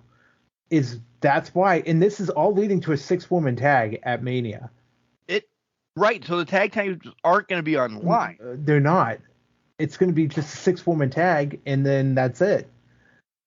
And then we need to get to listen. Lita's not anything after the Raw after WrestleMania. No, it's not. So, do they give them the titles that long at least a month? I think they have to because they have nobody to take them off of them. And what else do they've used them as props before? So why not for another month use them as a prop? Right. Yeah. We know he's home. We know. I can't imagine Damage Control. Max is pissed off. The Damage Control is going to beat them again. No, listen, to me, that is burying both then. Legit burying both. Agreed. So you need this upstart team of somebody to do it. Just a shock. Yeah. So, okay, I'm all right with it being Carmella and Chelsea. Trust me, I love both of them. But then how long do they have it? Or are they thrown back away? It all goes back to the underlying issue here. They don't have a tag team division to support these women's tag team titles. They would never have been in this position if they had a tag team division. If they had more than one team ready to go. And they don't ever. They don't. In NXT, they at least had 2 or 3. Yeah. But they don't because I don't know why. I get that they're just doing this. It seems like they're only doing these women's tag titles for lip service and just so that they have them out there. Right. But now you've booked yourself into another corner, and it must have been a same fucking tag title. I'm at the point now, and I was a strong advocate for them to have them. Just get rid of them. Yeah. If they don't do anything. They're not used properly. If they were used properly and they actually developed the teams for them, they would be in much better. Then they would be worth something. Right. But again, the Legends team, I think they wanted Trish and Lita. Something had to have happened over these past 2 weeks that said we can't have both. We can't have them both in the match to carry it. And maybe there's something, an injury or something's lingering from behind. I don't know, but it's not. It's confusion. The tag titles are confusion. In the match itself, all right, so it's going to be a 6-woman match at WrestleMania. Yeah. What does this do to end Bayley Becky? Nothing. Nothing. It's just, I don't know. That's all I got on WWE. What do you got? Anything else? No, I got nothing. Like, it's just that, like, we were so pumped talking about WWE at the beginning, and then we train wrecked because they train wrecked at the end. They lost it on Raw. They just lost it on Raw because they didn't know what to do. And I think they panic sometimes when they lose, when things don't go their way. They start panicking about it. They've sent Trish home for the last 3 weeks. Not sent her home. They just didn't use her. For the last 3 weeks. Oh, yep. We don't know what to do. Oh, shit, we don't know what to do. Oh, no, but I saw the clips. Hey, Lita and Becky. I knew right then and there, like, they're winning the titles. Yeah. They're going to be the ones that win the titles. That makes no sense. Mm-mm. So. All right. When we come back, brief, because we're going to spend a lot of time on Revolution, I would imagine. Yeah. Brief. You have to fucking hold us to this, Jenks. 3 to 5 minute AEW recap of what's happened. Because a lot really hasn't. Yeah. So, all right. We'll take a break. We'll be back. Bring our Revolution picks around because I'm coming for the 6-pack. I'm cashing in. Oh, you're cashing in? Yeah. Bring it. Hey, this is Baby Doll, your perfect tan. And if you wanted to listen to some wrestling talk, listen to the Can Crushers. Oh, here we go. Welcome back, everybody, to Can Crushers. Woo! Rodeo or I was something. trying to do something different than welcome back to Can Crushers podcast, and that's the only thing that came to my mind. I hate that Santos. You said something during the break when you went to get a drink and take a leak and all that. I hate that Santos Escobar is a fucking face. Legado del Fantasma was probably something that could have legs and run with and do a lot. Yep. Now it's just Santos by himself. He's a good guy, and he's gonna lose your fucking homeboy. He's gonna get jobbed here to fucking Dominic. Good God. Santos Escobar. Buried. And what he made it to the finals of the fucking World Cup that they hyped up for so many years, for so long. And now he's just buried to Dominic. I don't understand the turn. I don't. Got his dad's mask. When do we get the? Oh, he's gonna rip another. Oh, he's ripping another mask. Blasphemy. When do we get the official? It's Dom and Ray at WrestleMania. Week before, 2 weeks out. Because I'm sad to say. Does anybody care? Nobody cares. Fuck. Does Ray win and leave? Don't answer that right now. No, I won't. Okay. AEW. It is 5 minutes. All right, so we have 5 minutes to do a quick recap. I've been disappointed in AEW recently. In general. I think there's too much. There's too much, not enough meat on the bones. Do you understand all that? I do, because I think I'm going to be along the same lines. The Booker man's a little spread thin between two companies that he's trying to run, establish. And one he's not doing much with. I'm sorry. He's not doing much with one, because you can't. There's no physical way you could do much with both, right? And then one that's your meat and potatoes, you're hindering. Yeah, it's suffering big time. He needs to hire somebody to help him out, because there's not a really strong storyline outside of 2, possibly 3, going into the pay-per-view that are really like hook, line, sinker. I will bite into this. Yeah. Listen, we said this right before we started recording 3 hours ago or whenever the fuck. Listen, it's a long show. Two blackouts and Yeah. 2 blackouts, Mark blacked out, whatever, all of this. There's not many matches that I'm like, oh man, I'm gonna listen. I already bought it. I did. I'm not gonna lie to you and say, oh, I don't know if I'm gonna buy it. But the downfall is, I wish the 60-minute match was first, because then if I would nod out at 11:30 or whatever, I'll just go back and watch that on Monday. You're in luck, Brian Danielson's pushing for that now. He wants to go home early and sleep. He is, and I understand that, and I'm for that, because that would be amazing. Because there's other matches, and I'm like, oh. And there's stuff that's going to probably lead to stuff that when we get there, we'll talk about it. But yeah, this isn't a dog collar match that I'm excited for. This isn't a blood, sweat, and gears match, or this isn't a 60-minute match that I'm excited for. But that is a 60-minute match that you have to prepare for. You better have me on the fucking edge of my seat leading up to that match. Yep. If you don't, I might sleep through the best match of the night, because Hobbs needs help climbing a ladder or something. You knew I was going there. Should have known. Come on. I mean, so where are we going with this? Hobbs climbing the ladder, or you want to stick with the 60-man Iron Man match? Whatever.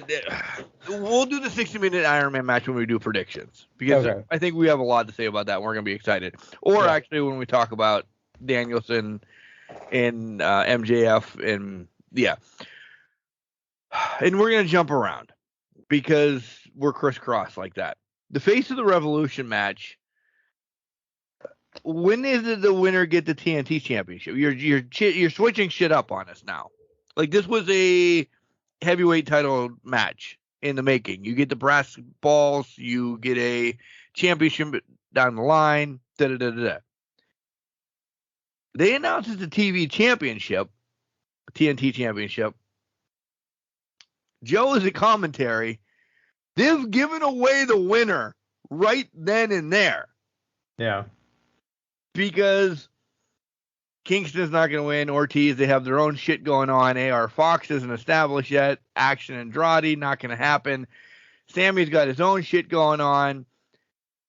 I don't know who Commander is, and Takeshita isn't established as much as he's established. I could have seen Hobbs to lose.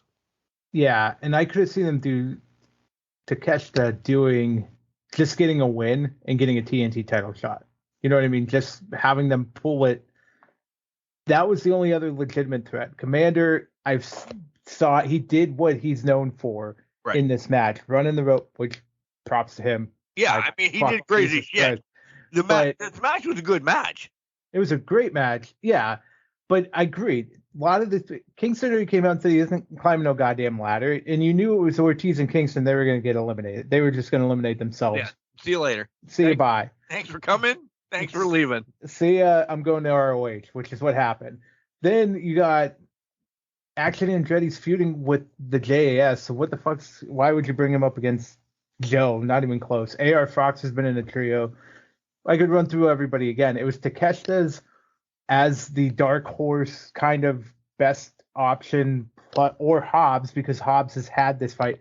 And I'm sorry, guys, pretty sure it's given away the results on Wednesday night.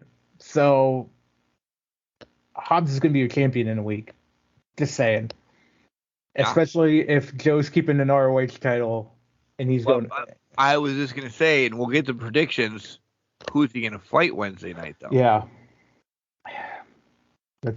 If they do one, I'm going to be disappointed. If they do the other one, I'll be like, oh, that sucks. All right. So Orange against Big Bill. Listen, they've done Big Bill, William Morrissey. He has been done dirty since he made his way over here. Give him this fucking title. Give him something. Give this poor bastard a win. Like he did everything just to crush Orange Cassidy, and I don't know.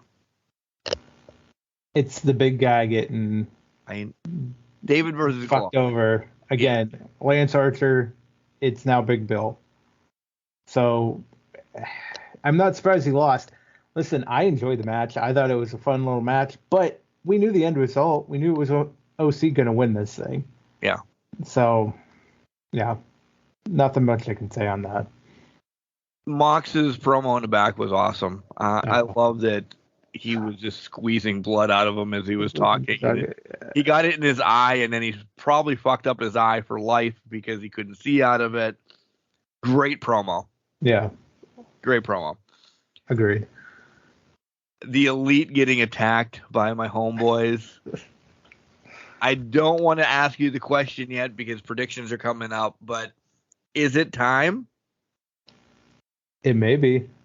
It seems very ominous on Wednesday that it could be time. Let's put it that way. I'm not invested in Jericho and Starks. I feel like we've seen this match before with OC, with Andrade, Action Andrade. Like, is Jericho winning this match? I don't see why he needs to. I'll ruin that for you. Why does he need to beat Ricky Starks? I completely agree. I don't know why Jericho did, or Ricky Starks didn't need a Jericho Legend rub win. He didn't need that. It would be a great feud if it was just a standalone. Didn't feel like it was, Jericho's on a pedestal and Ricky Starks has got to start from the bottom, working his way up. If we admitted that Jericho and Starks were on the same page, a la Jericho in Kingston last year at Revolution, completely different. On board with that. It's a completely different storyline. I'm more invested. But to put Jericho on a pedestal where Ricky Starks has already achieved the pedestal and has proven he can run with your world champion. Yeah. Even if it was for 2 weeks, it was still a pretty good 2 weeks, and he had a very good vault. He could keep up with him on the mic. Jericho's not needed here. And you have a cast of characters that weren't needed to be intermingled in this as well. Yeah. Action Andrade. What does he do? What does this do for him in the long run? Nothing.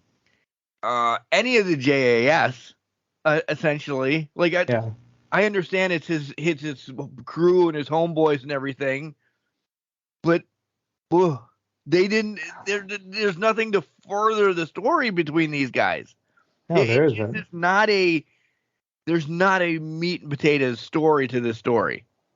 There isn't. It's If Ricky Starks doesn't win Sunday, be pissed. Actually, I would be pissed too.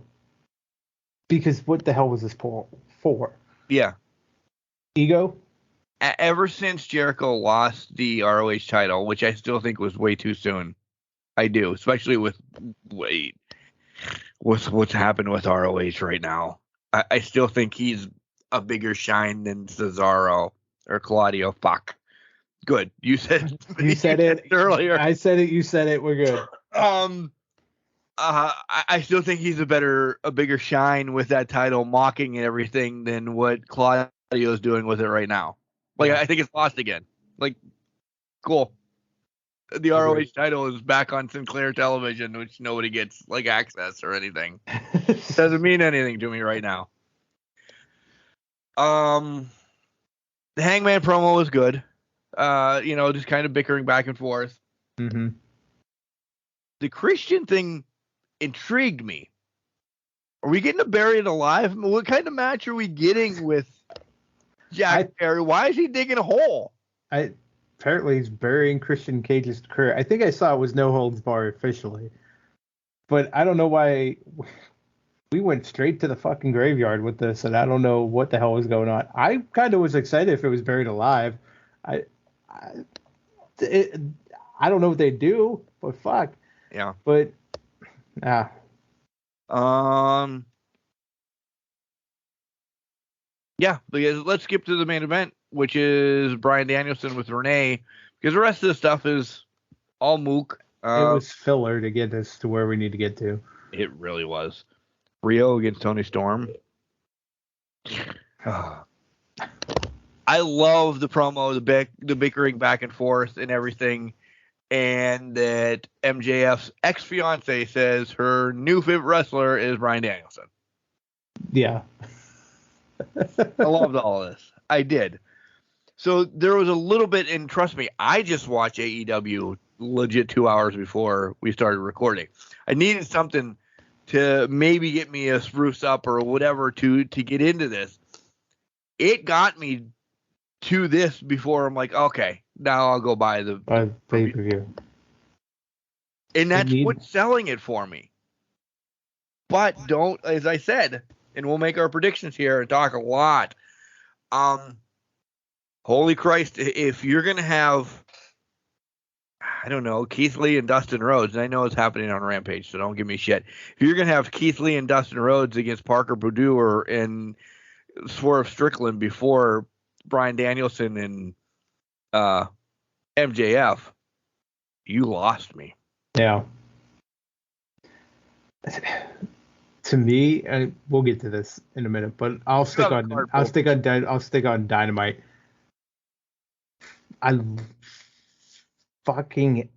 This is what needed to happen. Like Bryan Danielson not getting railroaded by MJF's promos and throwing him for loops. It needed to stop. And the fact that Bryan Danielson put the emotion into this, and fucking A, I'm gonna fucking kick your head in on national TV. Yes, 1,000 times yes. Sell me on it all. We needed the digs from Danielson to sell this, and when it finally happened, chef's kiss. Yes, it was an amazing moment on here. Yeah, I know. I did the same thing. I'm like, what? This is looking like a intercontinental title anonymous meeting going on here. Yeah. All right, so you have the card pulled up since you're the card maker. By the way, I'm challenging for the 6-pack. You've had it since, I don't fucking know. You've had it a long time. So I'm finally... Full Gear. Full Gear is, I believe, when I won it back. Or won it for the first time. Back. Whoa. Slow your roll there. You know what? When you get the title on your shoulder, you just hold on for dear life. All right. Let's see if you have a year run. Because I did. We'll see what happens. You got these? We're getting a little jittery. You ready for these? I have a lot of stupid balls to the wall predictions what's going to happen. Because I think they need to on this pay-per-view. Balls to the wall, huh? Yeah. Oh, okay. Let's see how bally to the wall you get here. I don't have any. I'm just lying. Go ahead. No, don't do that. All right. I'll go from bottom to top here. At the bottom, Jack Perry and Christian Cage, and from what I've seen, no holds barred. So, do you want to do the first selection? I think it's this. Listen. It's been long enough. I don't know if there's much left to this story. You want Jack to be in that TNT or All Atlantic title run. You need to wrap this up. You really do. I think Lucha comes out and helps him, though. I think Lucha's being back to a good boy. Oh, really? Yeah. Okay. All right, fair enough. I'm going Jack Perry too. I completely agree with you. I think this is where he finally pulls the trigger. The trigger that he was struggling with last week. He wouldn't hit him with the chair. I think it finally happens here, and then we send this off to the rest. What Christian does from there, I feel like Christian's only back to really sew this up, close this storyline out, and then I don't know if he's around. I think he just goes. I think he goes. He's just going to be a legend figure that pops in and out from time to time. Links up with a firm, maybe. Yeah, maybe. Starts managing somebody or something. Or maybe he takes Lucha to then manages him. I don't know. But I think this is Christian Cage's last hurrah as a full-time active competitor. Agreed. All right. Elite House of Black Trios title. I guess it's my choice.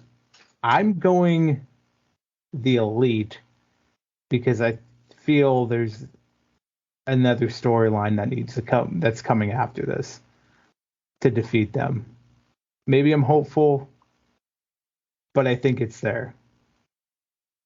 I think it's there too. And even if it wasn't there, I'm not saying that they're going to pull the trigger of Elite versus House of Black best of 7. This isn't going to happen every time for these trios championships. Yeah. I think the Elite retain the titles and essentially win the match, but are decimated by the House of Black. Do I think the House of Black's the next person's team to win these? For the love of fuck, in my heart of hearts, I want them to be. Right. But how can you have them? And I know you've had AR Fox and whatever, so there has been matches in between that, best of 7. But has there really been matches in between that best of 7 that you're going to remember? This is the one that you remember in between the best of 7 before they lose the titles to the next people. So I agree, it's the Elite, even though that fucking sucks because it should be House of Black, but it may have been 6-7 months ago. Yeah, but now we could have wrapped it back around after. Go ahead. So tell me, who were you thinking? I think FTR, and they're going to turn this whole backstage scrum into a storyline. This is FTR and Punk right now. It smells. It is, and I want you to do the tag team match next, because FTR, I completely agree with you just said. Okay. Yeah. So I'm gonna run with it real quick. The tag team title matches. You have the Acclaim, you have the Guns, you have Lethal and Jarrett and Danhausen and Orange Cassidy, which are going to be injured. Okay. And they're not going to be able to come out. Oh. This is where FTR comes out. That could be. You have FTR and the Acclaim taking care of each other. Because, listen, there's not going to be any heat on either one of them. Mm-hmm. The Guns don't lose the titles because you can have the other two idiots. Yeah. Jay Lethal and Double J can take losses. And they'll be fine. The Guns keep the titles to build. I think this is FTR's. The only thing out of this is FTR returns in this match because Danhausen and Orange can't go. Yeah. Do they? Let me throw this out at you. Do they win the tag titles though? FTR. And then we set up Bucks FTR 3, and that's how we get to the trios title match. Fuck, I didn't think of that. I didn't think FTR would come out during this, but going off of what you said, that would get us to FTR Bucks 3. If I'm gonna pick Guns in this, but I like your logic with this. Maybe it's not this night on Sunday. Maybe it's next Wednesday, the following Wednesday, Guns FTR, because they have to blow that rivalry off. Yeah. And then they fight each other, and then FTR wins. They're going to have to build it up and get it back to Bucks FTR 3 for that blow off, and then that just sends a whole chain reaction down where we see where it goes. Why else do you put Orange Cassidy and Danhausen in this? Yeah. You can have the Lucha Brothers in it. It makes more sense. You could have Aussie Open. You brought him over to lose 5 times in a row. Yeah. Yeah. You could have, what's the other? You could have that stupid ass Top Flight team. Yeah. There's established teams that should be in this comparative. And I understand it's a fucking battle royal, so they got lucky to get into this. There's no and then you just focus that Orange Cassidy is dying and getting pummeled. Yeah. Yeah. It makes too much sense now. There needs to be some talking points about something. And I don't know if there's going to be talking points. So FDR returning, that's a talking point. That's a big talking point. He wants to return before April. When else is a big time to return before April? April. Right now. Right now. FDR returns. All right. Okay. Jericho and Starks. It's my turn. You're going Starks? I'm going Starks too. We don't even need to spend time on that. We don't want to. No. Okay. Okay. TNT title. Joe Wardlow. I'm going back and forth on this. I think Joe wins this. Because I don't think Wardlow would turn around and lose the title in 3 days. And that's what I'm thinking too. Because I'm thinking there's more to come from Wardlow. Yeah. Because he can get decimated by Joe, or Hobbs can get intervened in this. Like, Wardlow can take a loss and still be okay in this. Joe takes a loss, he loses the title. I don't know. Then you lose the title again. Yeah. We both have Hobbs winning the title Wednesday. Exactly. We really do. Listen, we have 6 books of Hobbs written. The poor bastard needs to have a title reign in there at some point. He needs something to solidify these gospels are truth. Yeah. So it's Joe, but I don't think Wardlow looks bad at all. I mean, yeah. Like, it's really something stupid. I think Wardlow can lose this one, and then they build Wardlow up from here, and I think he'll be fine. I could see him taking the title off of Hobbs, maybe Double or Nothing or something like that. But the build needs to happen. So, all right. Okay, go ahead. Let's go here. Triple threat AEW Women's Championship. Jamie Hayter, Soho, Saraya.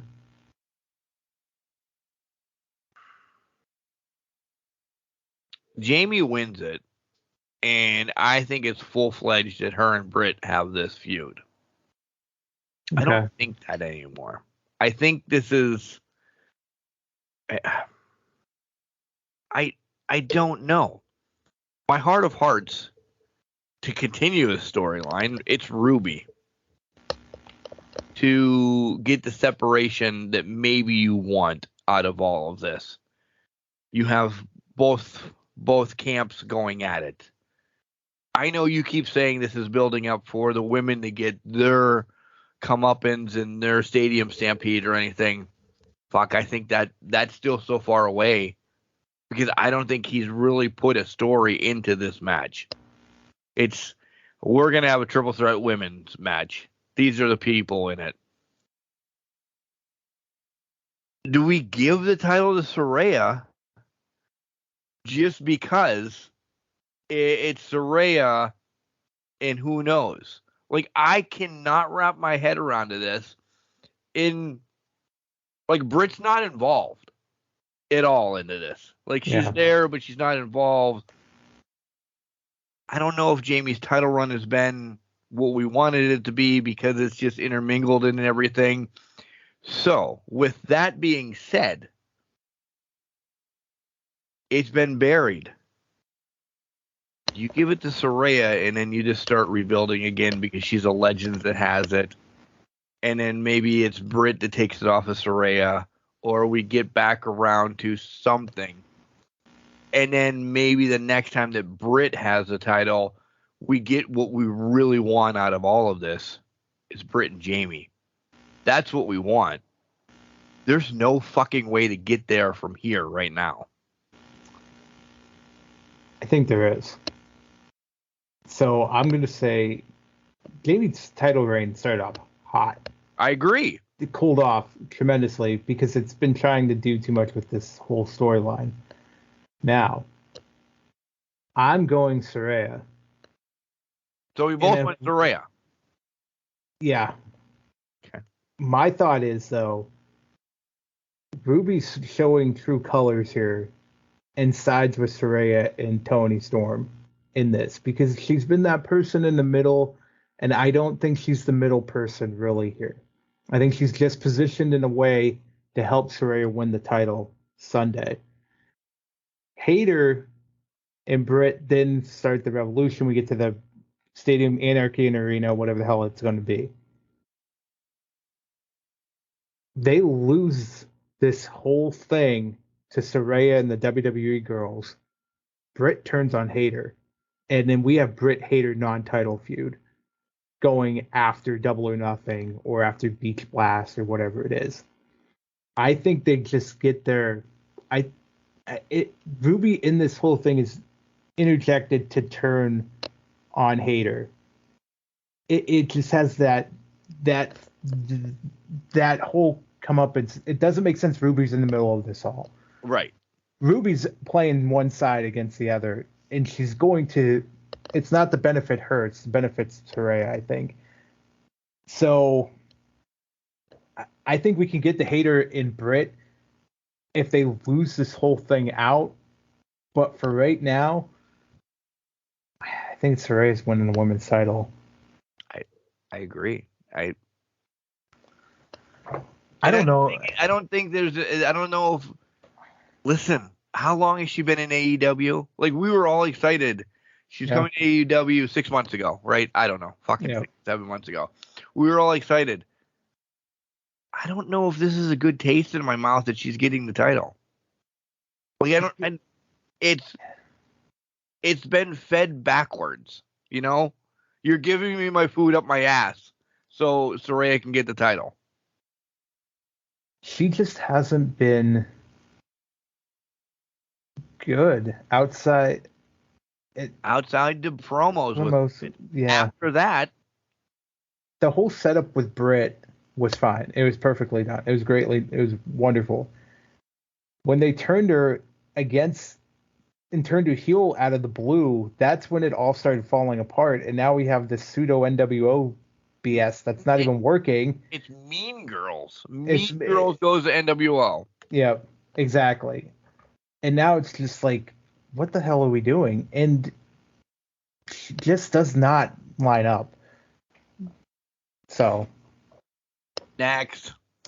I don't think we've split on any of these, have we? We have not. Okay. Let's see if it's here. I'm going to go Moxley Page Texas Death Match. I'm going Page.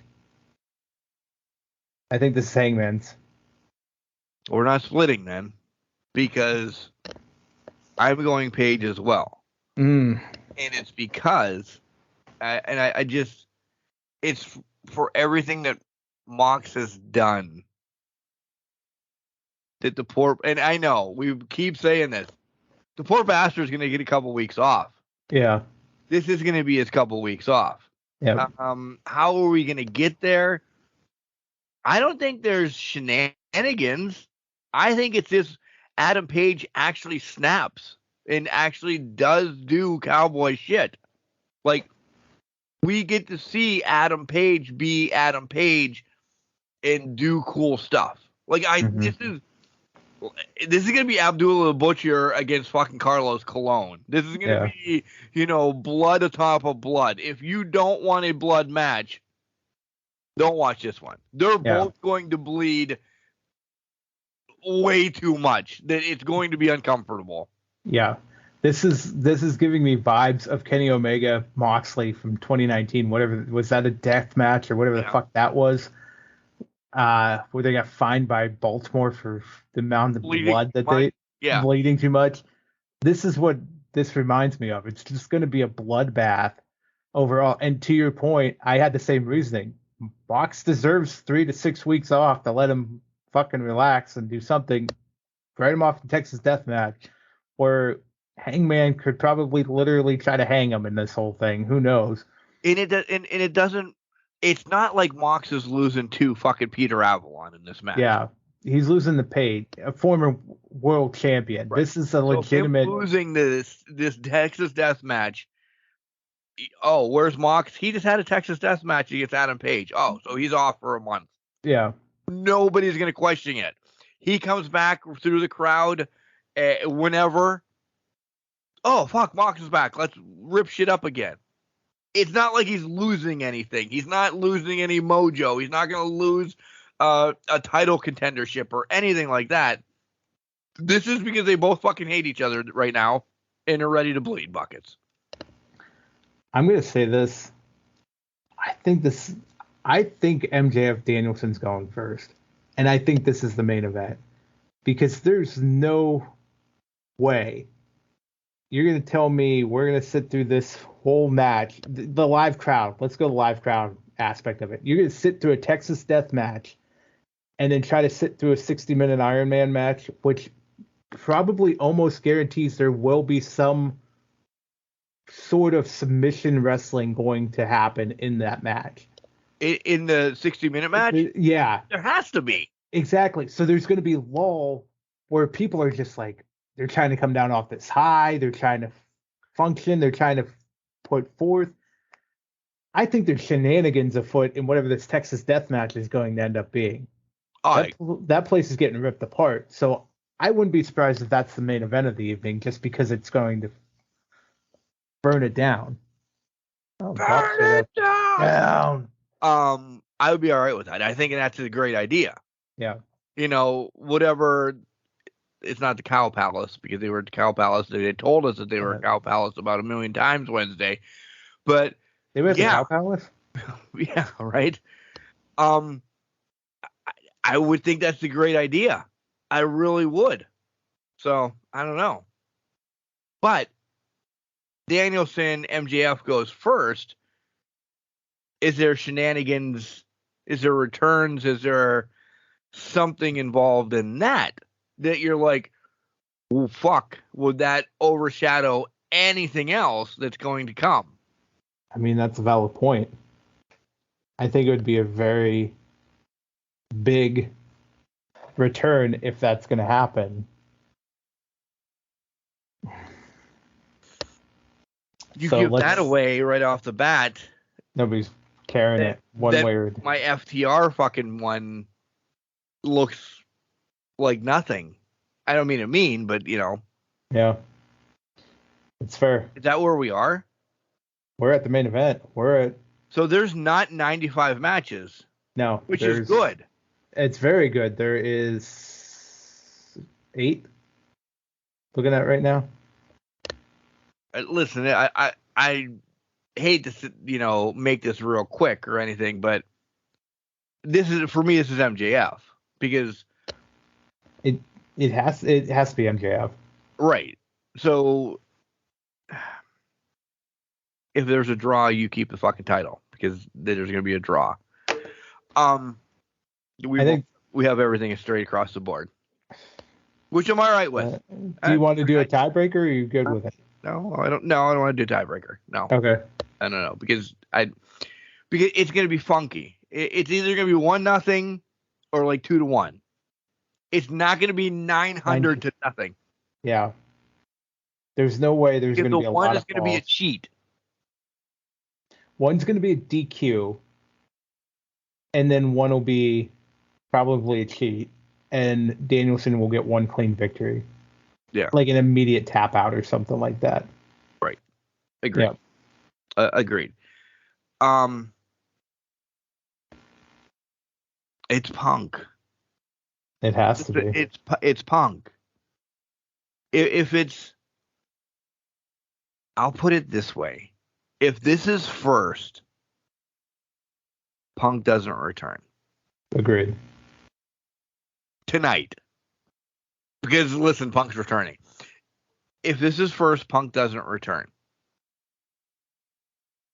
if this is last,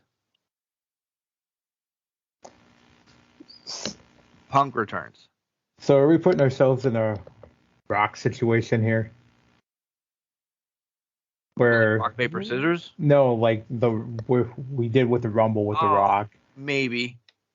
So that's the only thing. That's the only thing keeping me from like. I really think Punk FTR is back Sunday after all this. That's the only thing that's keeping me from this. Are we just getting our hopes of Billy let down at the end of the pay-per-view? But to me, there has to be. Listen, I am a fan of 60-minute Iron Man matches when they're great. I love them. But for this pay-per-view, if the 60-man is your last match, which I think they already said was the main event, so it's probably going to be, there has to be something to bring this crowd back up outside of the wrestling aspect of it, because they're going to lose them at Mox and Page. Right. Can you put Mox and Page on before this? It can't be right before. That's and it can't be first. Let's play that. Let's book the card then, essentially. If I'm booking the card right off the gate, Elite House of Black is kicking it off. Yeah. Because you need that first match to get the crowd going. Right. That'll do it. Match 2. I have tag match because you get your return. And you think, oh, that's the big return we're going to get.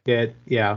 And it's early enough in the night that you forget you already had the return. And yeah, I'll buy that. Match 3, I think Jericho Starks. Popcorn match because nobody's going to care. They need a break. Jack and Christian next because it could get physical. It could be this. It could be that. And then not to be ignorant, women Joe. So Joe Wardlow. So you're putting the death match right up against the. No, I can't. You can't. I know, but that's the way you booked it. I have to pull that back. I don't think you can. I think Joe Wardlow has to be right up against it. Yeah, I think this becomes. I think the death match is probably after Perry and Cage, or it's before. Yeah, I think you're where you were going up to Jungle Boy and Christian Cage. I think that's the death match. Then you have to level set everything with, I think, the women's title match. Then Joe Wardlow, then the final. Because Joe Wardlow's big meaty men slapping meat. That's all it is. You can slow it down, and people are like, oh. Yep.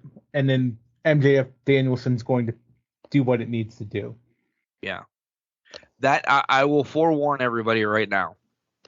The hour is going to feel long. Mm-hmm. And I hate to say that. Like, I'm excited for the match, but I don't know how you can slow down what's going to happen prior to make this a quick hour. You know, that doesn't make sense. It needs to be a quick hour with a lot of stuff going on. But it's Bryan Danielson. Listen, he's not. He needs to get his technical stuff in, and you're going to get the salt of the earth for 5 minutes or whatever. This is going to be a long hour match. Yep, long drawn out. My thing is, it's always a long 60 minutes when you know it's 60 minutes. Right. If we look back at Danielson and Page when they went 60 and Drew, that was a quick 60 because quick falls. You didn't know it was going to go 60. You didn't know what was going to happen. That's the beauty and the pain of the Iron Man match is you know the time limit. You have to craft a story within the time limit and pick it up at the appropriate last time. A story each fall. Yeah. You know, as soon as they come out, there's going to be, okay, this match is the DQ match. This match is the 25-minute submission match. This match is the whatever match. Oh, we're going to try to squeeze one more in is the brutal match. Yeah. And every 10 minutes has to be something different. Right. To play onto that. You can have those mini matches within there, but every 10 minutes has to be something different to get the fans back engaged. So It's a ballsy match. Yeah. It's a ballsy match to have for a main event, for your big match, for your draw. Yeah, It's ballsy. I'm excited for it. I am excited for it. But it could also be... I think in my mind, I'm excited for it. But it's a Bryan Danielson style match late in the evening is where I think my head's at. 60 minutes submission match. Love everything about him. Only starting at 11 o'clock. But we're starting at 11 o'clock and I'm an old man. And I think a lot of the crowd is going to be relatively old, and that's going to be a lot to ask for them to stay. But remember, this is happening in San Francisco. True. So this is only taking place. It's 8 o'clock. It's 8 o'clock there, so they're going to be lively, and crowd's going to be busting. So hopefully they bus us. So the crowd's got to keep us alive. Crowd's got to keep us alive. The story's got to keep us alive too. That's why I'm hoping they don't lose them in the death match. Because if they spend all their energy in the death match, they're done. They're done. You can't piggyback it. You piggyback it, you might see people leaving during this match. Yeah. That would be the death kiss on this card if you piggyback these two matches. Yep. You can't open with the death match. No, there's no way. You could open with a 60-minute 60-man match. Exactly. But if they don't go that route, then you got to find a way to balance that and let these two be as far apart as possible. That makes the most sense. Agreed. All right.